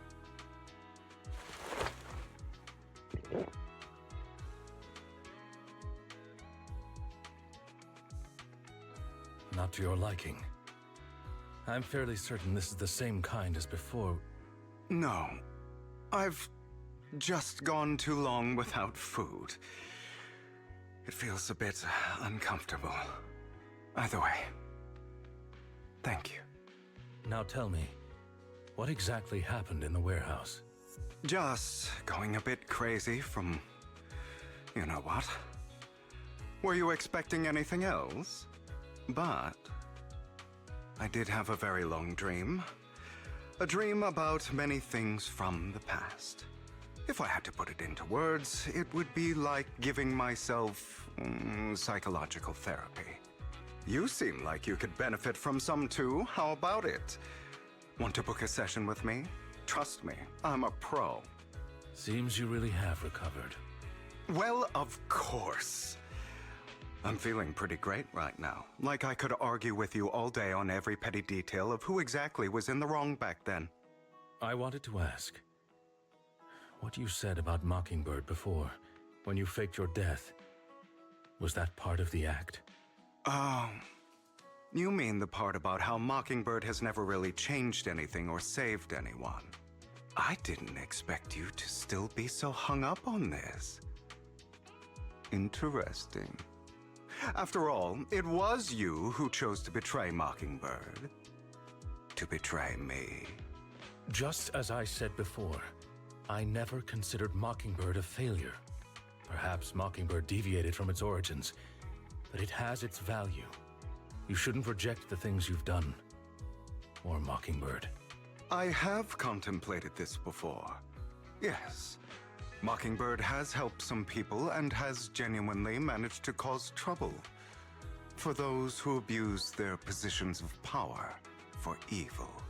Yet those in high positions still possess immense resources, and the people we helped remain destitute and suffering, willing to become slaves to those in power for scraps. But just as you said, even if what we did was childishly idealistic and flawed, as little as we actually achieved, even the slightest change is by no means meaningless. Nothing holds more value to me than Mockingbird.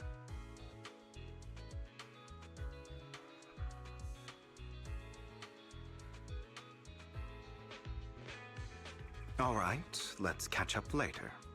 I still have things to do, and need to wrap up my plan. I thought you would rest up first. As much as I would prefer that.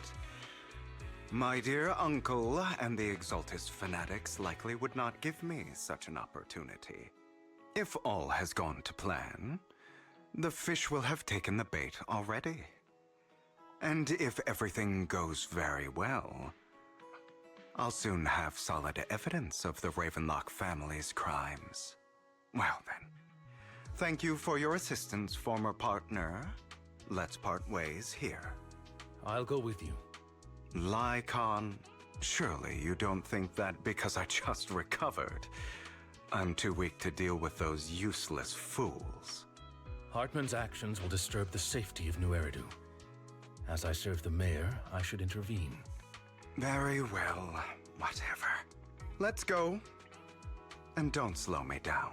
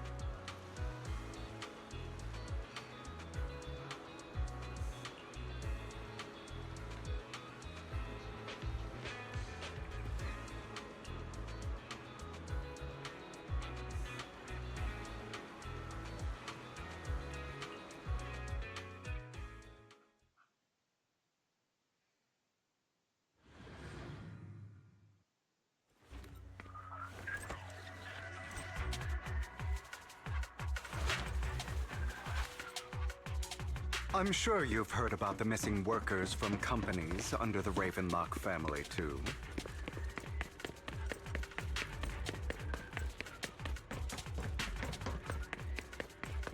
Those are Ravenlock's men. The workers with them are the victims who were tricked into going into the Hollow.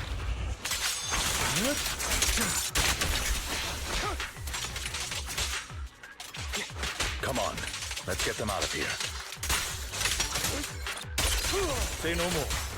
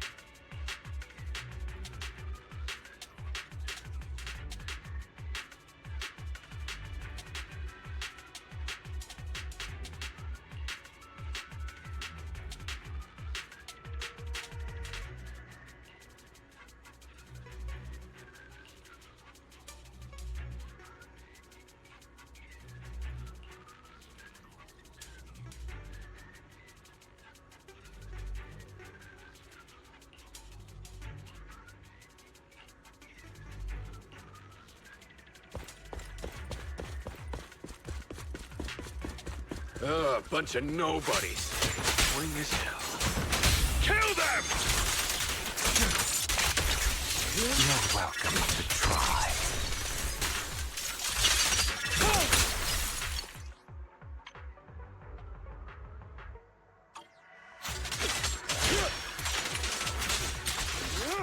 I'm not opposed to working with you.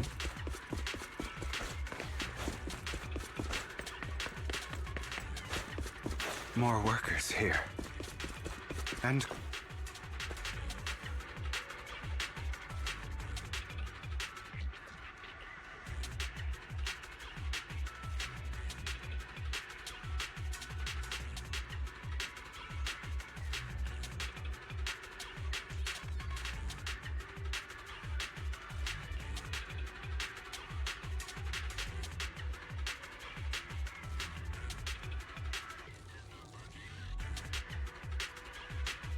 Is Hartman behind this, too?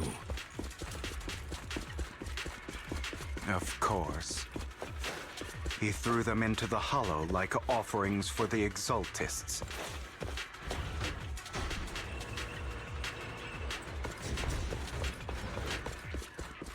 To him, those workers are just another resource, no different.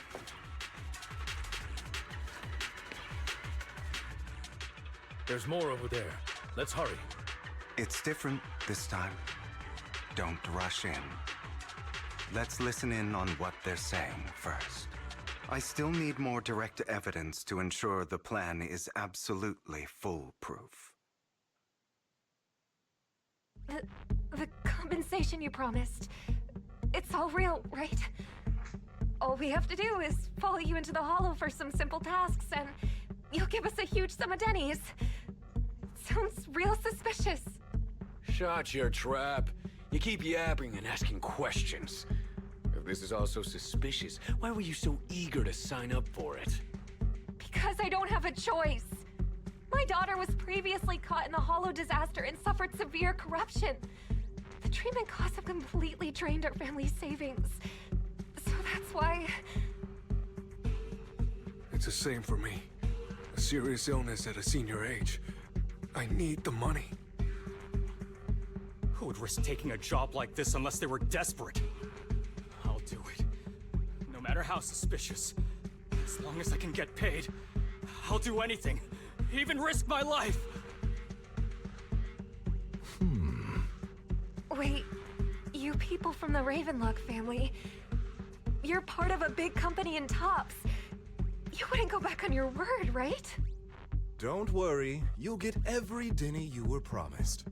But before we start, you all need to take this medicine first.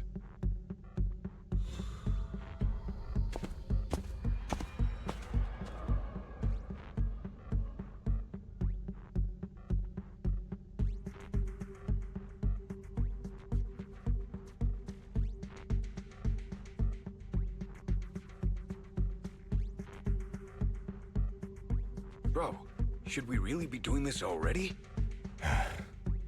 These workers keep talking. We're wasting time like this. And the sooner they take it, the sooner it'll be over. Consider it an early release for them. What? You didn't say anything about having to take pills before.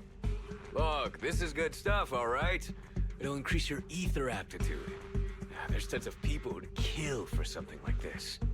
Exactly! You'll be working in the Hollow for several hours. This is essential medication. You have to take it before we continue. If you refuse, then you can forget about the job. Of course, you won't receive the compensation either. Lycon, what are you doing? Rescuing those workers, of course. There's clearly something off about those pills. We can't let them take them.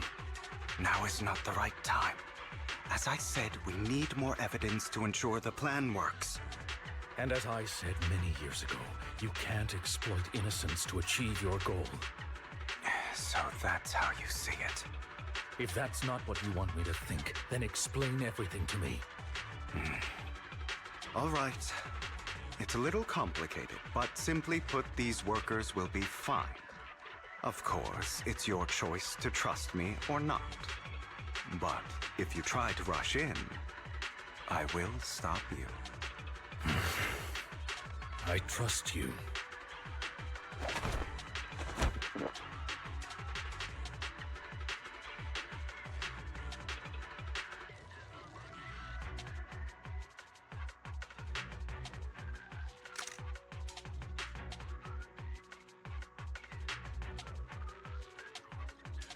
All right.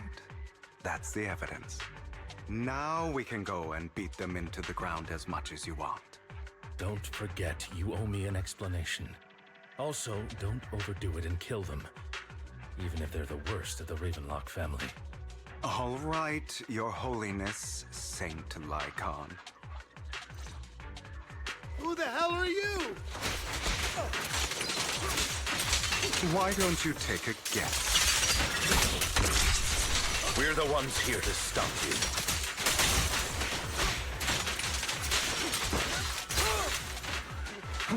Can't remember the last time we worked this... Your legs?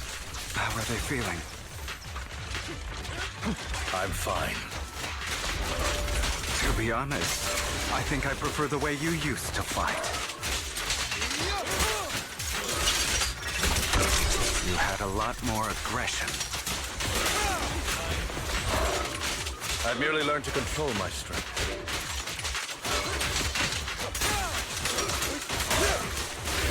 When I need to be aggressive, I will be.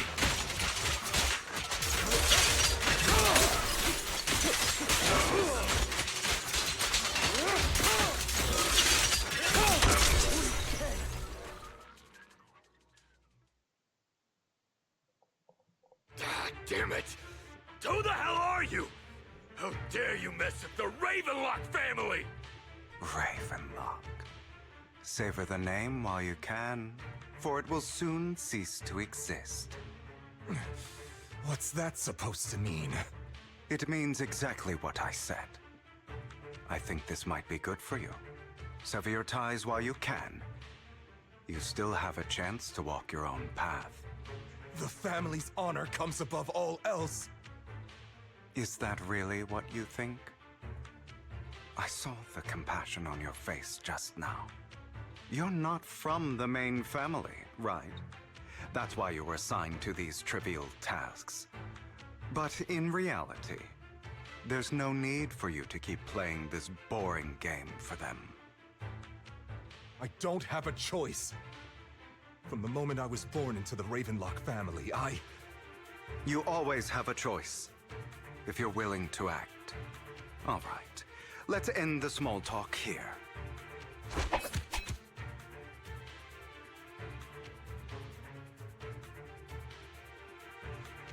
Don't worry, Lycon. I didn't hit them too hard, just enough to keep them quiet. How's that? My acting's pretty good, right? As always, a certain someone should take some lessons from you. I'll leave the rest to you then. Okie dokie.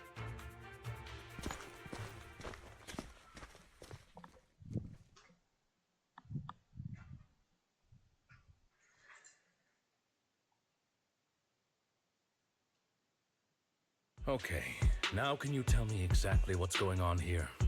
As you can see, that worker just now was actually an informant of mine. The pills were swapped out with vitamin tablets. Outside of this batch, some workers have already taken the actual substance Hartman has. But rest assured, the antidote for it is already in development. I found the best in the field to help, and with the data I collected before, we should have results soon. I wanted to ask. The reason you decided to lock yourself in a room and endure the effects of the drug, besides getting evidence, it was also to collect data on this drug in order to create an antidote, correct? It seems you're not completely beyond hope. I thought you were just being stubborn. Sometimes I wonder if you know me at all. Then, I have one last question. Why did you never tell me any of this back then? The truth is, I heard everything.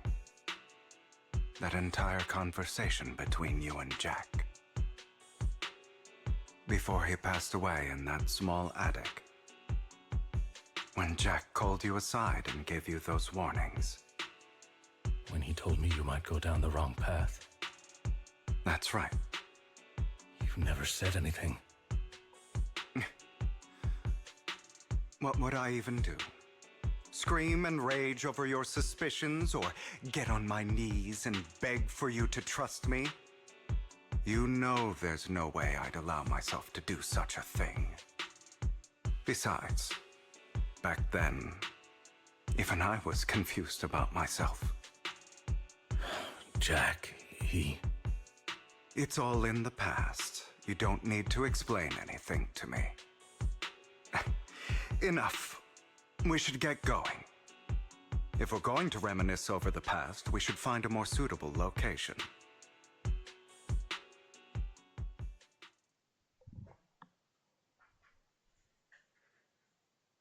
Lycon? That incident back then. I didn't do it. It was a scheme Hartman devised to take over the family. It was Hartman who killed my father, too. I only discovered the truth long after the fact. I did indeed attack my father, and I thought he was dead. But he wasn't. I couldn't kill him. And even before that, if I hadn't hesitated, none of what followed would have happened. Even now, I still think they deserve death. But I no longer care to personally deliver that fate. They're beneath me. And I have more important things to do. You? I know we may never agree on that point, Lycon. I once wanted to fight against those ugly truths that defined me, but I discovered that the more I rejected them, the more painful it became. So, I could only accept that crazed, hateful, and malicious side of myself. As long as I know I will never become like my father, like Hartman, that is enough for me. You've changed. But I think that might be a good thing. Don't patronize me. You've changed a lot too, compared to before. I still disagree with Jack's words. And I won't forgive your betrayal. I will walk the path I believe is right. Even if I must tread over thorns and through the mud. But I will also allow you to walk your own path. Lycon. Should I say thank you?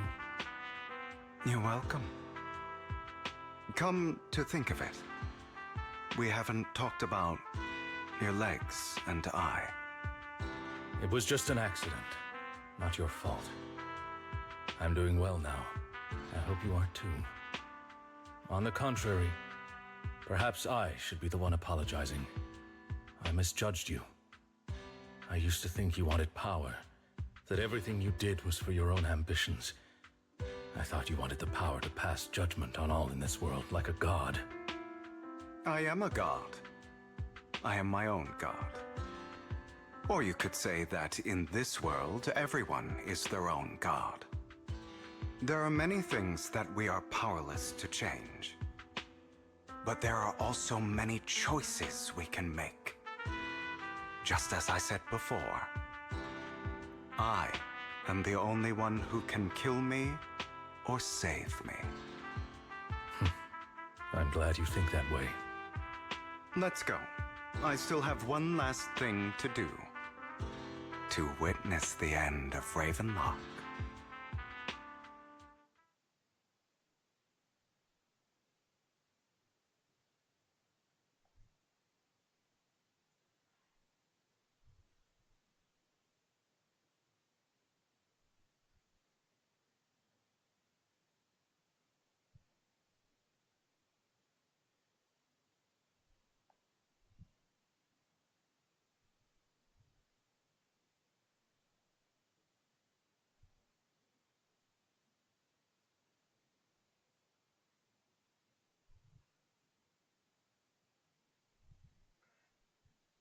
You really think you can take my place if I die?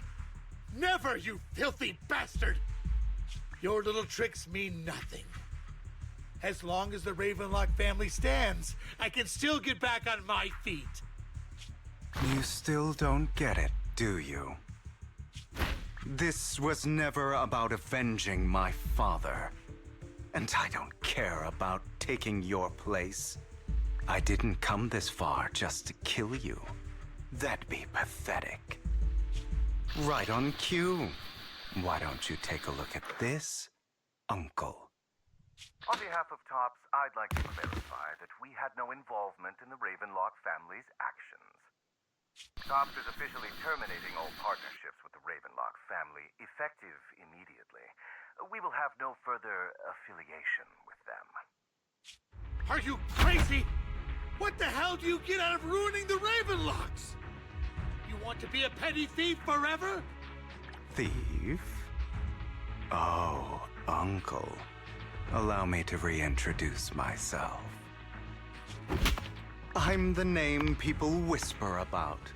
The one who robs the rich and gives to the poor.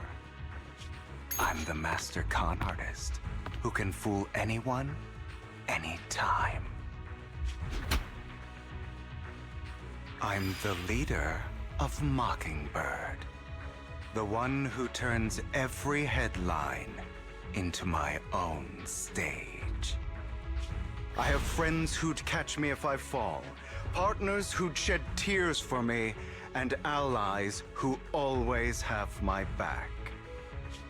I am Hugo Vlad. You're the one who needs the Ravenlock name. I never did. You ungrateful bastard! You should have never been born. You flatter me. Same goes for you, Uncle.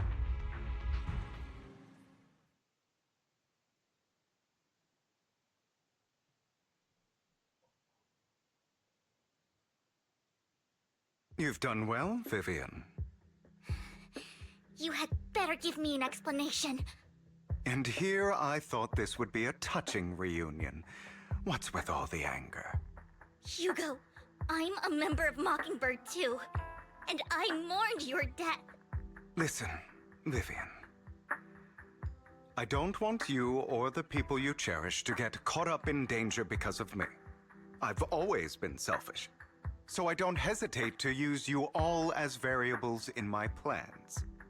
But it is because I am selfish that I also don't want my failures to affect my treasured companions. In any case, if you were in the same position, would you not make the same decisions? Lycon's taking care of everything outside. We should go. Also, Wise, thank you. And I'm sorry for the whole act where I threatened you. It was the only way for Hartman to drop his guard against you and leave you be. I, Hugo Vlad, am forever indebted to you.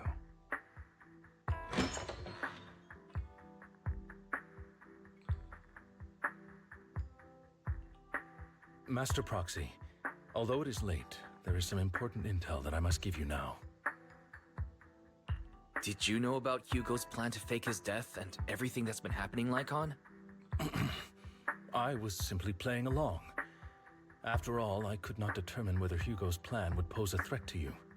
You are a student of the mayor's late friend, and I am obligated to protect you. You still have that habit of finding awkward excuses when you're embarrassed. Mr. Hugo Vlad, if you have any important intelligence to share, please do so with haste. I need to return to rest before midnight. You two sure are, close. For the sake of a certain old fossil's sleep schedule, I'll keep it brief. I learned from Camille that Dina intends to embed the sacrifice core into the sacrifice. Apparently, it will make the sacrifice much stronger. Sacrifices created this way will not retain their minds and will indiscriminately attack all living beings, including their creator. So the Exaltists don't do this. It would bring them no benefit. But Dina's concoction can control people's minds. If a person takes the pill and is injected with the serum Landon left behind, the sacrifice would be under its creator's control. Although the dormant sacrifice has been destroyed, Dina found a batch of that serum her father created and wants to create new sacrifices.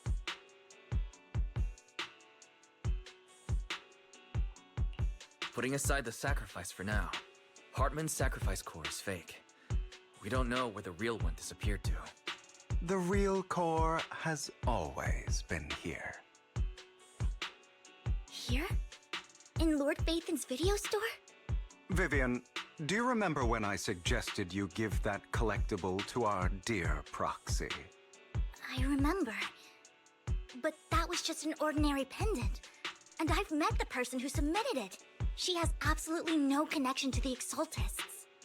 How about our dear Proxy take out that pendant so we can take a look?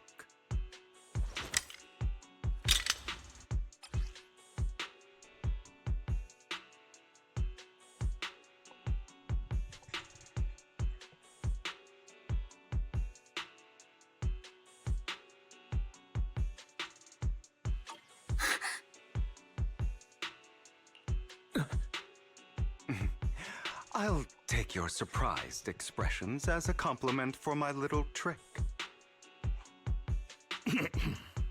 I will hand over this core to the mayor as agreed, since he fulfilled his promise to protect Vivian and the manager while I was pretending to be dead.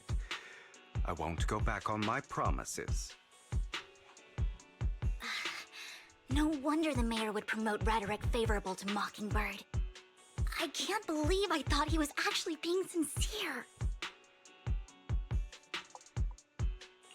Since we have the sacrifice core, all we have to do now is stop Dina from using innocent people to make more sacrifices. Yes, and we need to destroy the last batch of Landon's serum. Hopefully with no options left, Dina will give up her obsession. All right, that's the important stuff. I'm going to go and confirm where Landon's serum's been stashed. I'll contact you again once I have something.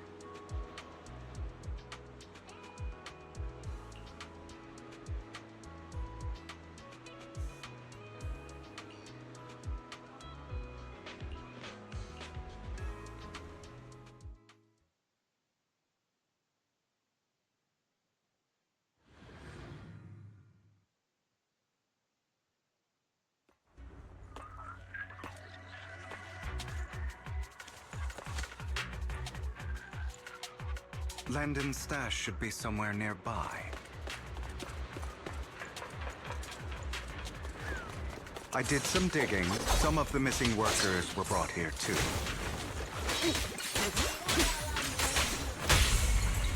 Please.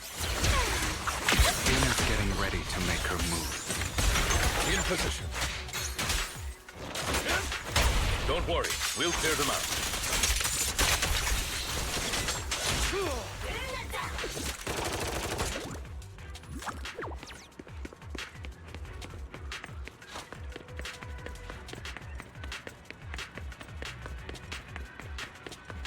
They're trying to destroy the goods! Stop them!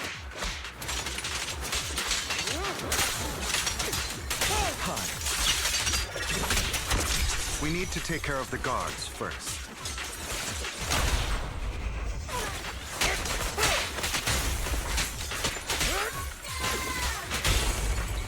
Awaiting orders. Some of the serum is stored in this warehouse.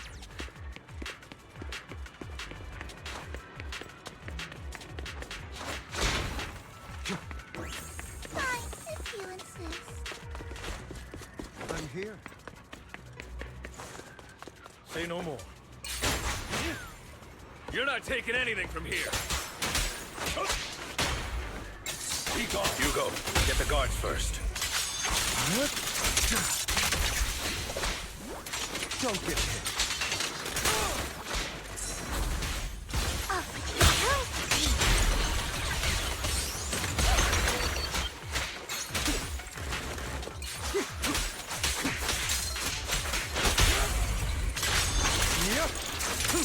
You just stepped into your own grave!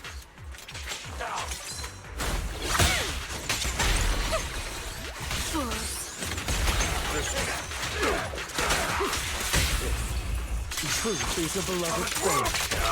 Ground before I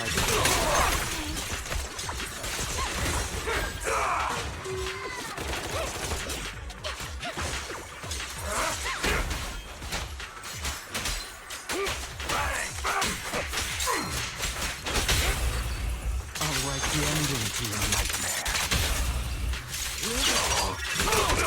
Let the party begin. I'll take you.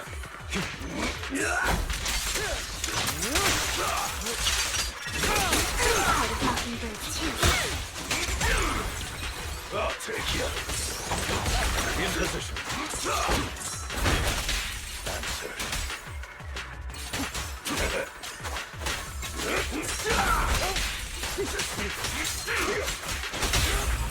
Truth is a beloved fairy tale.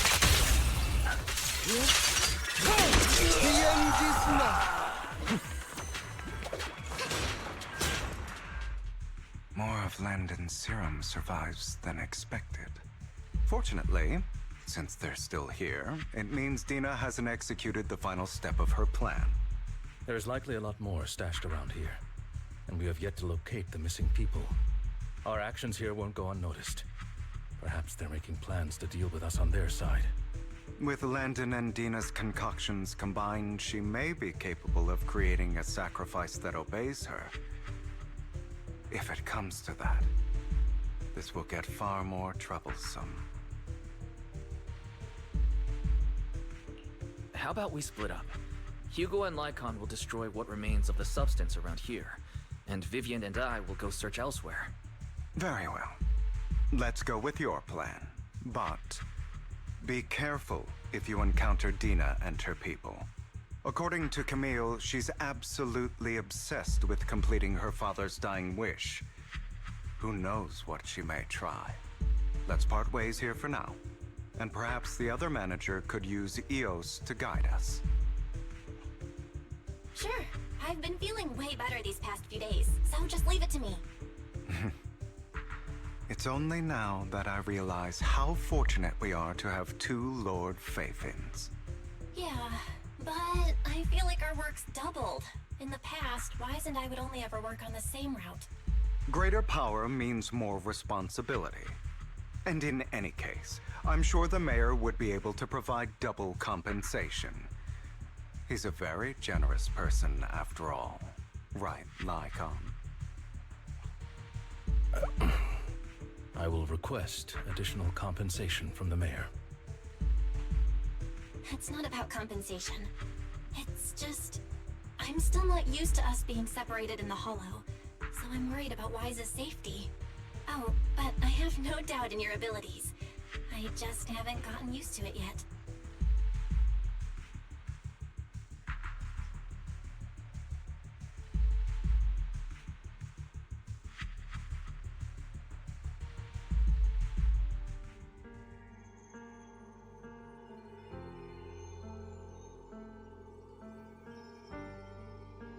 This is the future I saw. Lord Pathan.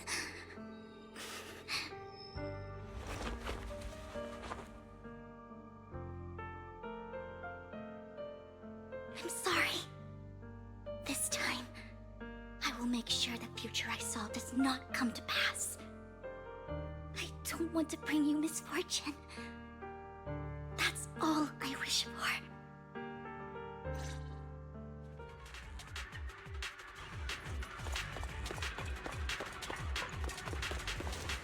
Fool, leave this to me, Lord Phaethon.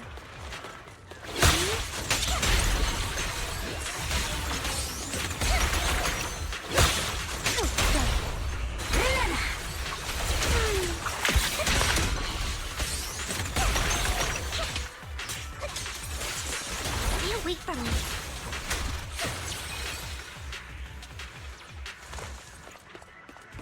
Lord Phaethon, there might be more serum here. How dare you steal from Lady Dina!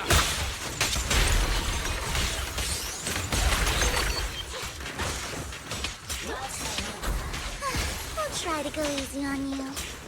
No promises.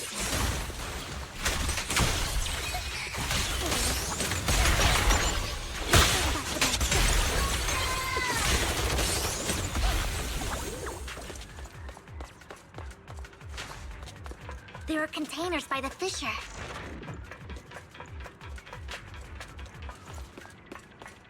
There's got to be something inside. Let's try opening them.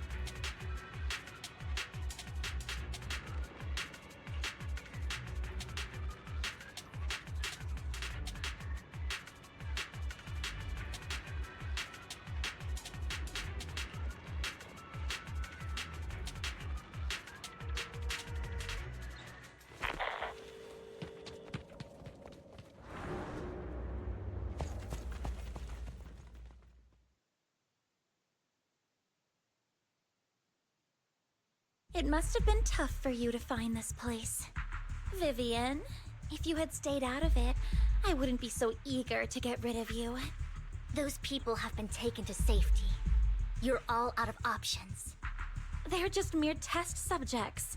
So what if they get away? There will always be people consumed by greed, and therefore, they will come willingly to me.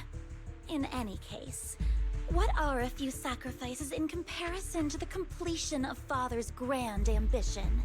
Dina, you deceived those people. They didn't come willingly to you. You tricked them, just like Landon did back then. Deceived? Father gave hope to those who had everything taken from them by the Hollows. Vivian, you once rejoiced at the hope Father offered you, too. Before Father took you in, you were no more than an omen of disaster that no one wanted. It was Father who gave you shelter and a purpose for existing. Do you remember the first time you bestowed a blessing under Father's guidance? How did you feel when that person looked at you with adoration and gratefulness? That was the first time you felt hope. Like your existence had a purpose, right? Don't forget that it was Father who, through what you call deception, gave you hope. And you, what have you done? You basked in Father's attention and everyone's adoration, only to destroy everything. Do you think that by leaving the Exaltists, those people will live better lives? Of course not. Those who suffered under the Hollows will only continue on as walking corpses, without the hope Father gave them. Do you really think you're some sort of savior, Vivian? In the end, you're just an ungrateful brat who brings misfortune to those around her. It was you who destroyed everyone's hope. Not everyone wants to live in false hope, Dina. You say it's because of greed that people willingly become your sacrifices. Perhaps those people aren't entirely virtuous. But that greed is just wanting to live a better life beyond the Hollows. What you and Landon have done was never about giving people hope, but exploiting it. Stop lying to yourself. Deep down, you know what Landon did was cruel. No. Back then, when Landon wanted to inject you with the serum, the fear in your face was as plain as day. I saw it all clearly. If all of this is as righteous as you claim, then why did you make such an expression, Dina? Don't look at me with such pity! Father did nothing wrong. All of this is to make something of the Hollows other than disaster. That's everyone's only hope. Dina, it's not too late to stop. Stop living in this lie.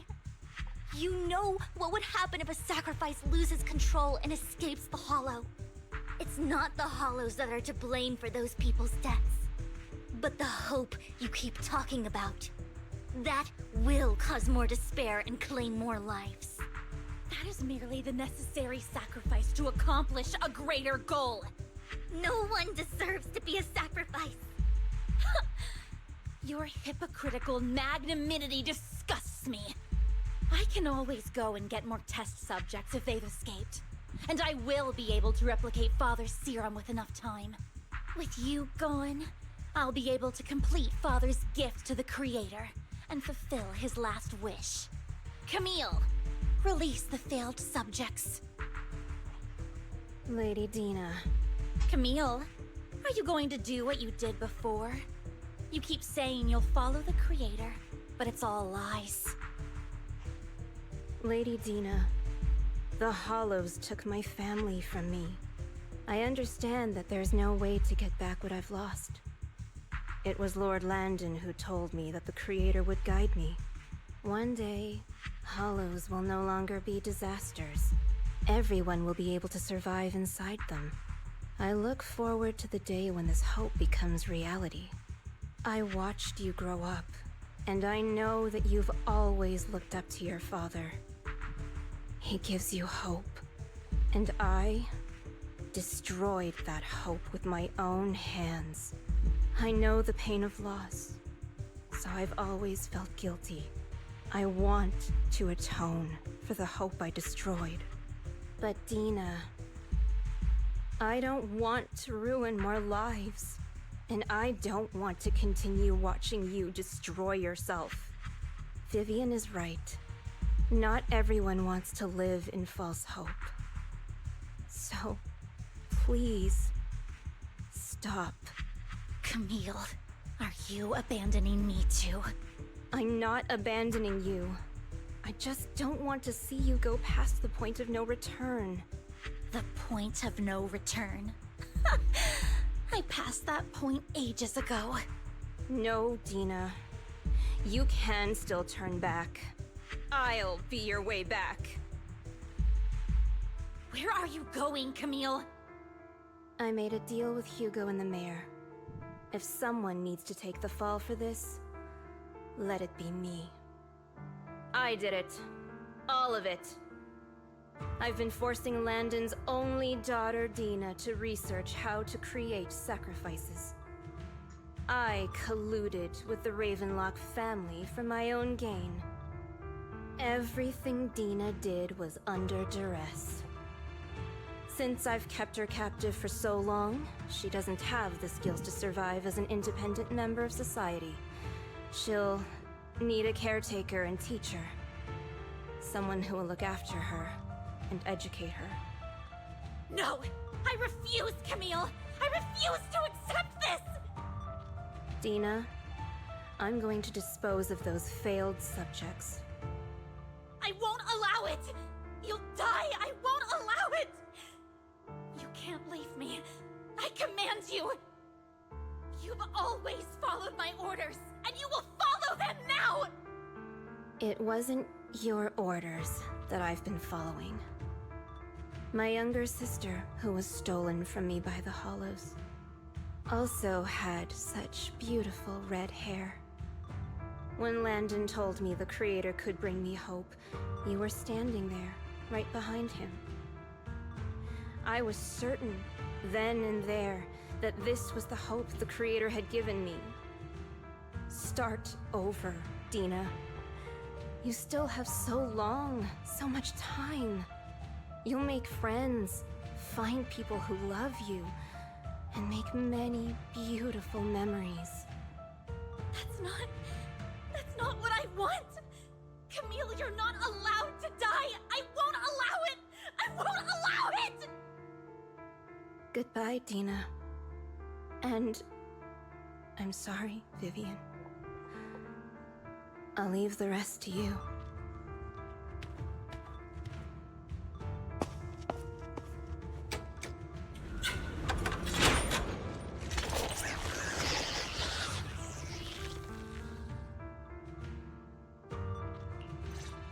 Take out these ethereals first. We can't let Camille's efforts go to waste.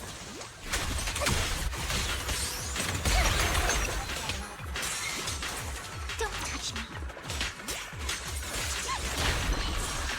Ambush! Don't touch me.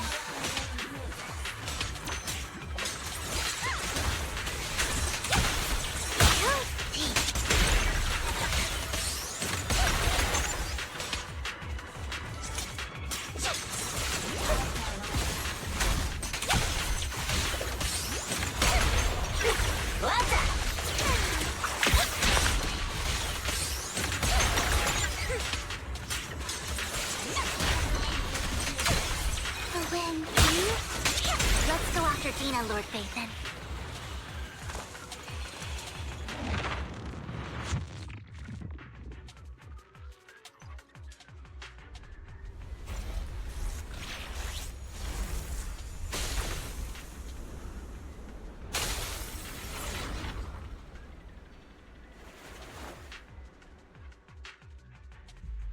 Are you satisfied now, Vivian? You were the one who brought yourself to this point. You're saying this is all my fault? Losing my father, losing Camille. I wish you had never come into my life. At first, when Father brought you home, I was happy. There are so many Exaltists, yet Father never allowed me to get too close with any of them. I never had any friends either. But when Father brought you back, he told me to take good care of you. That you were my first friend. I was also so happy the first time you took my place in helping Father select a person to receive the blessing, because it meant you were different from all those other people. You could stay with me. But soon, I grew jealous. You took the attention that should have belonged to me. You even took Father's love from me. It's only because of my ability that Landon... I know, but Vivian, jealousy is something you cannot control. Of course, the same goes for fear and hatred. I was terrified that one day you would look at me and shed tears. I knew if that day ever came, Father would not hesitate to force the blessing upon me. And when that day did come, I hated you for causing my father's death. Tina, you knew everything about what happened back then, so why are you still defending Landon? And why didn't you tell me back then? If I had known earlier, maybe I could have found a way. Because it's the only thing that makes me more special than you, no? It proves I had Father's trust. I was more useful to him. Vivian, you said you wandered without a home ever since you were young, hated by anyone you encountered. You were happy to gain recognition from everyone and help Father when you were among the Exaltists. But in the end, you discovered you were being used, so you felt betrayed and hurt. Then, what about me? All I ever had was my father. I've never known a life outside of the Exaltists. Ever since I was young, my only purpose was to help Father select who was to be blessed. The only purpose I had was my father and the Exaltists. I've never been taught anything else, Vivian. It is what little value I have, and have ever had. In the end, you took even that from me, and completely destroyed it. You think you're doing good and fighting evil.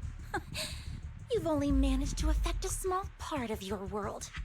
But have you ever wondered if maybe that's all there is to my world? I never wanted to hurt you. You were also my first friend. And that's why I wanted to save you back then. Save me? You and Camille all talk about saving me. Why don't you understand?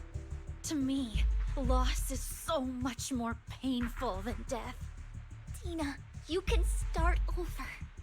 Everything Camille did was so you could live on. Let's leave the Hollow together. There are so many amazing places in New Eridu. This time, I'll take care of you. I've also met so many amazing people. I'm sure they'll love you too. Okay, Dina? Vivian, I can't forgive you. And I don't want to forgive you. I have nothing left. If what little hatred I do still harbor were taken from me, well, I refuse to be so pitiful. I won't apologize, Vivian.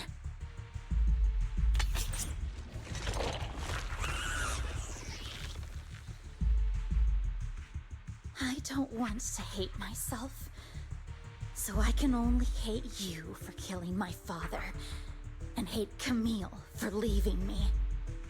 That's just the kind of person I am. Hateful and despicable. I refuse to owe anyone anything.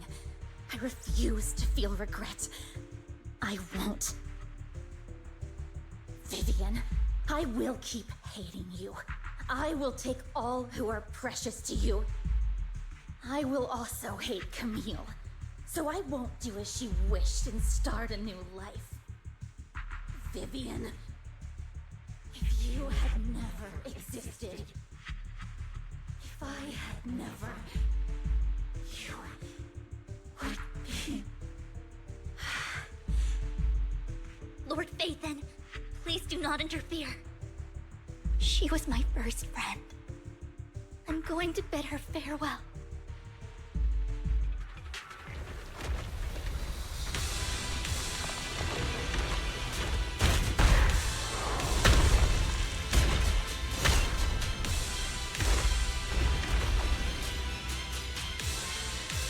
Tina, the pain will be over.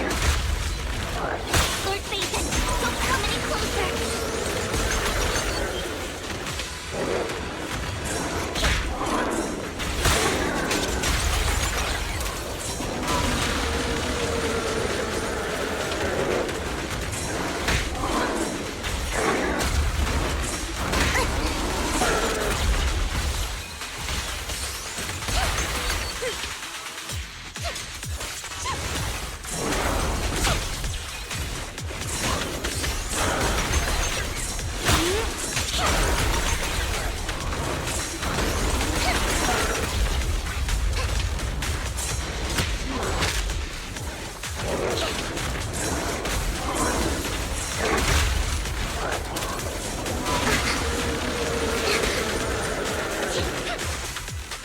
No, it might just turn a little bit.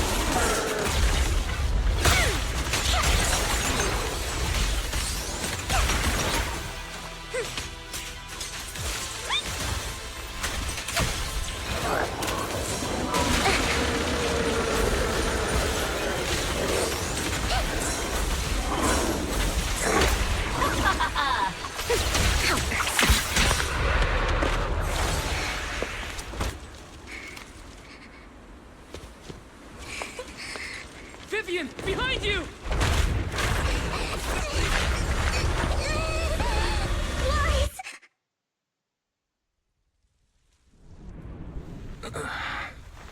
What happened? What the...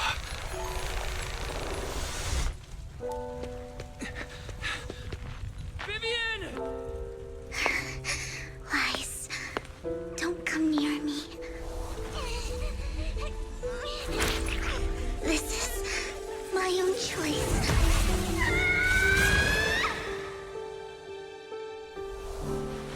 I will change the fate I saw. Vivian!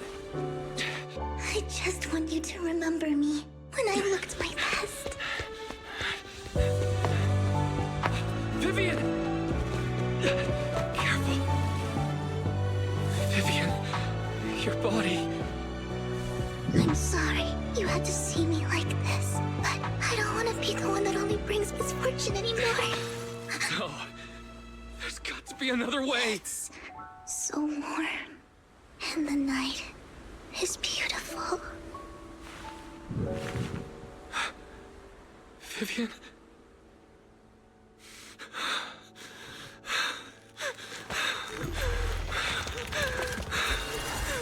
No! It can't end like this!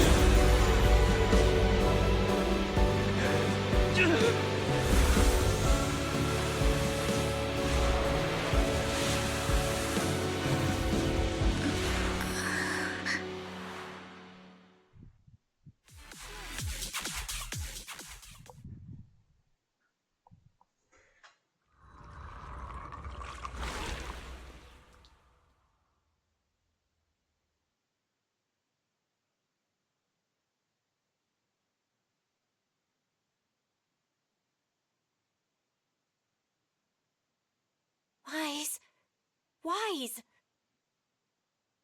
Wise, you're finally awake. I'm at the store? I remember I was with Vivian. Wait, she injected herself with Landon's serum. Is she okay? Hugo and Lycon brought you out of the hollow. You scared me to death. Thank goodness you woke up. And you said Vivian used the serum on herself? But she looked fine to me, bar a couple of scratches. Hugo sent me a message earlier saying he got her checked over and she was alright. Do you remember what happened? The situation was dire, so Vivian used the serum on herself to defeat the ethereals. I saw the crystallization process starting to occur. I can't describe exactly what happened. I saw something blurry, but I just wanted to stop Vivian's corruption process. I don't know exactly what I did, but then I lost consciousness. What happened after that? When I let Hugo and Lycon there, it was just you and Vivian lying there on the ground. We couldn't wake either of you. Let's put that aside for now. Do you feel any discomfort-wise? I'm a bit dizzy, but otherwise, I'm fine. Don't worry. Phew, that's good. You should rest for tonight. Hugo and Vivian said they'll come over tomorrow, so we can discuss the details then. Okay. Sorry for worrying you, Belle. Good night.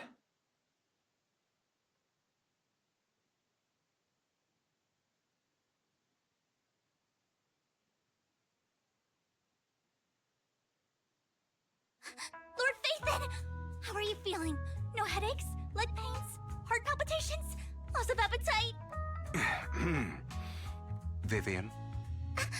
I was just so worried. Sorry. Anyway, Lord Phaethon, I'm so glad you're okay. What happened this time was all my fault. Things were dire, and you did what you had to. Plus, if it weren't for you, we wouldn't be here now. So what happened? Wai said he saw the crystallization process start, but I didn't see anything through Eos. Hugo? Lycon? Did either of you guys see it? Allow me to explain. Miss Vivian told us what happened after she awoke, and the mayor arranged a full medical checkup for her. Based on the results, Miss Vivian indeed shows mild corruption sequelae. But if the crystallization process had already started, the lingering effects should be far more severe. To be precise, if the process had already reached the point of mass surface crystallization, it should have taken no time at all to become an ethereal. So, the mayor theorizes that it was the etheric energy within Master Proxy's body that affected Vivian's condition and the surrounding etheric particles, causing Vivian's corruption to recede. Essentially, corruption is a reaction between the etheric particles inside the body and in the surrounding environment. Therefore, it's not necessarily irreversible, just that currently our mainstream method of defense is prevention. I'm having a hard time believing that, even if it's coming from you, Lycon. It's almost like you're claiming I can manipulate etheric energy. Master Proxy, you are special. This is a gift your teacher left you. A gift from our teacher? How come I never knew about it? I don't know all the details, so I cannot explain everything to you. My apologies. However, Miss Yacerán might be able to answer some of your questions. She will visit you sometime soon, so please feel free to ask her any questions you may have. She has quite an eccentric personality. If she causes you any inconvenience... Can I file a complaint about her with you if she does? Master Proxy, you have always been a people person, so I trust you will handle things just fine. The way you said that just makes me more worried. In any case, the mayor has asked me to give everyone his most sincere gratitude. Unfortunately, the mayor could not come personally, but has promised everyone a favor. Provided it's within his means, he will offer his unconditional assistance once. There is no time limit on this favor. Unconditional, What if I wanted his position as mayor? If that is what you desire, then the mayor and his subordinates will be first in line to vote for you in the next election. As for the other votes, you'll have to work for them on your own. But should you assume office, I hope you take full responsibility for handling all day-to-day matters and lead by example. By sheer happenstance, the mayor has provided you with a copy of his current assignment, the City Waste Sorting and Processing proposal. Old fox. Well, can I request Lord Phaethon's? The mayor imagined you might ask. I have prepared all the necessary documents, and the ceremony expenses will be covered by the mayor as a gift. As long as Master Proxy agrees, we can sign and process the documents immediately. But this matter requires mutual consent and cannot involve coercion, confinement, or one party's lack of consciousness. Stop! I would never do that to Lord Phaethon! Probably. At least not today. As for you, Master Proxies, the mayor has some sense of what you desire. That said, he hopes you might speak with Miss Yacerán first before you decide the timing of that favor.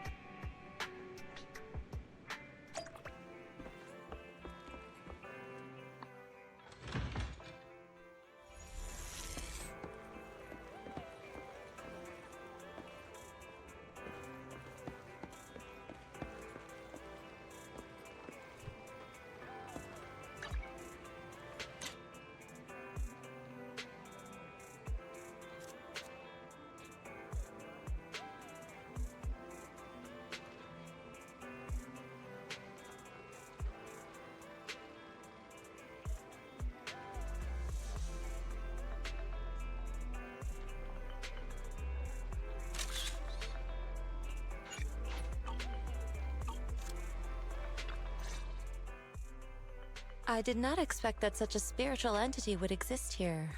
It appears this street is a geomantic gem. A spiritual entity? His name is Howl, and I guess you could count him as a neighbor of mine. Is there anything special about him? No, I was simply a bit surprised. It's rare to find such an intelligent individual of this breed. Even huskies can be really smart, like Howl. You're right. Yet, being overly intelligent comes at a price. It must stay here for prolonged periods of time, parted from its owner and unable to move about freely.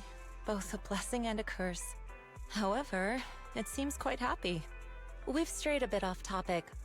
Since you're back, let's discuss our partnership.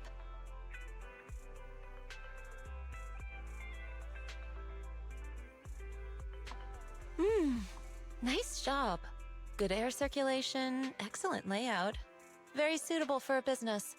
Your bamboo here are also very energetic. It seems your fortune is good when it comes to wealth. Huh. You even know feng shui? I'm happy to hear that. But who exactly are you? I suppose this is our first official meeting since parting ways in the Hollow. Now that both of you are present, allow me to reintroduce myself. My name is Yi Xuan, a mystic from Yunquei Summit. Mystic?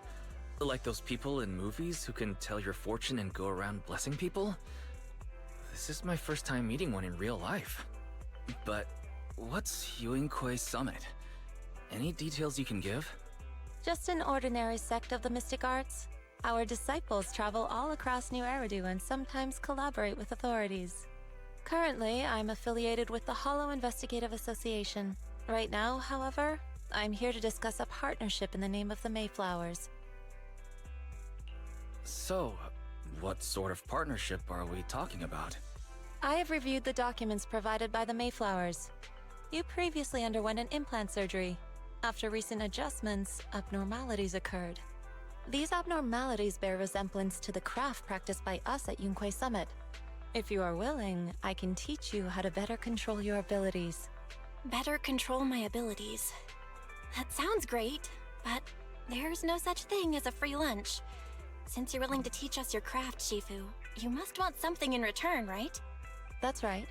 Mayflower will have you join me for some investigations. Looking at my divination results, this will be a complicated and very likely dangerous matter. He's still going over the details, but should have more information for you soon. You can wait until then to decide.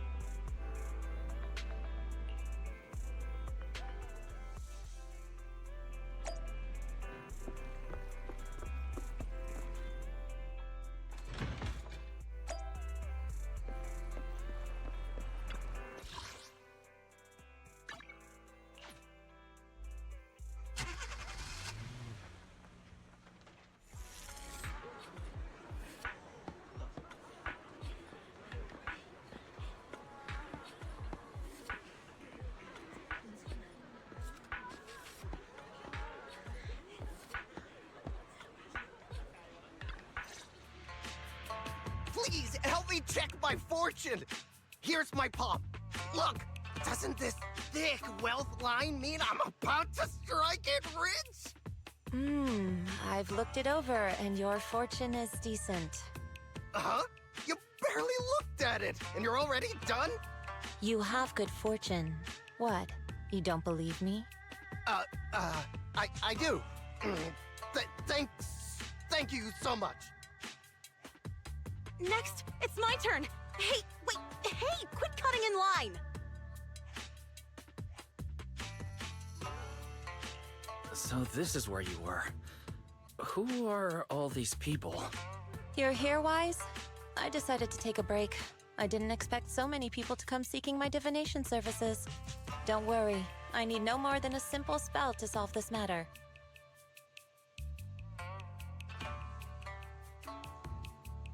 Fortune-telling services is 10,000 dennies per session.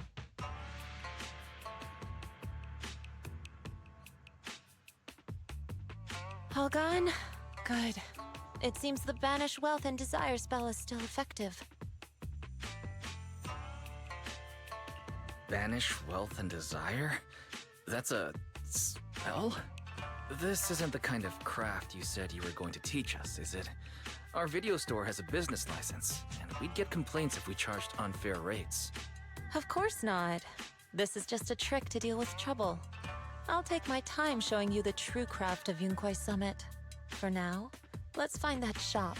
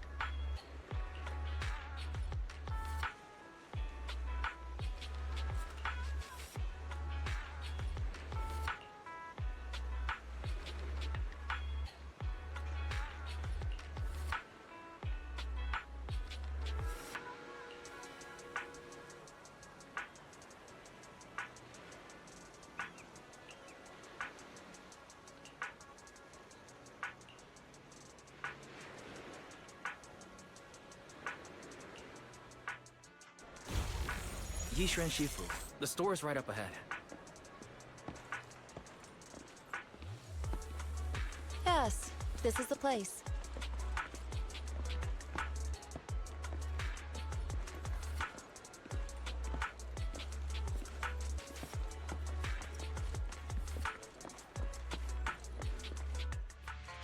Ah, this is the one. Seems it's closed. Another wasted trip. Not necessarily. 1 second, please.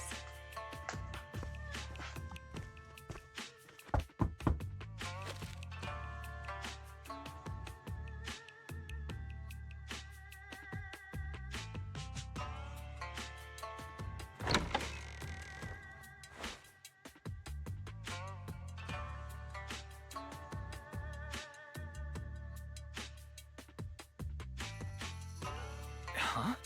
Is there someone inside? Relax. The boss prefers to do business with people they know. They like their peace and quiet, so they rarely open for customers. I'm an old acquaintance and just wanted to retrieve something. What a strange private business. Shifu, what exactly are you retrieving? Just some things needed for our future investigations. You'll know in time. Really? Shifu, I feel like you're always so mysterious. Rest assured, I'm not hiding anything from you. It's simply because the correct time has not yet arrived, so there's no need to rush. Since we've already obtained what we came for, let's part ways here. There will be plenty of time in the future. We will certainly meet again.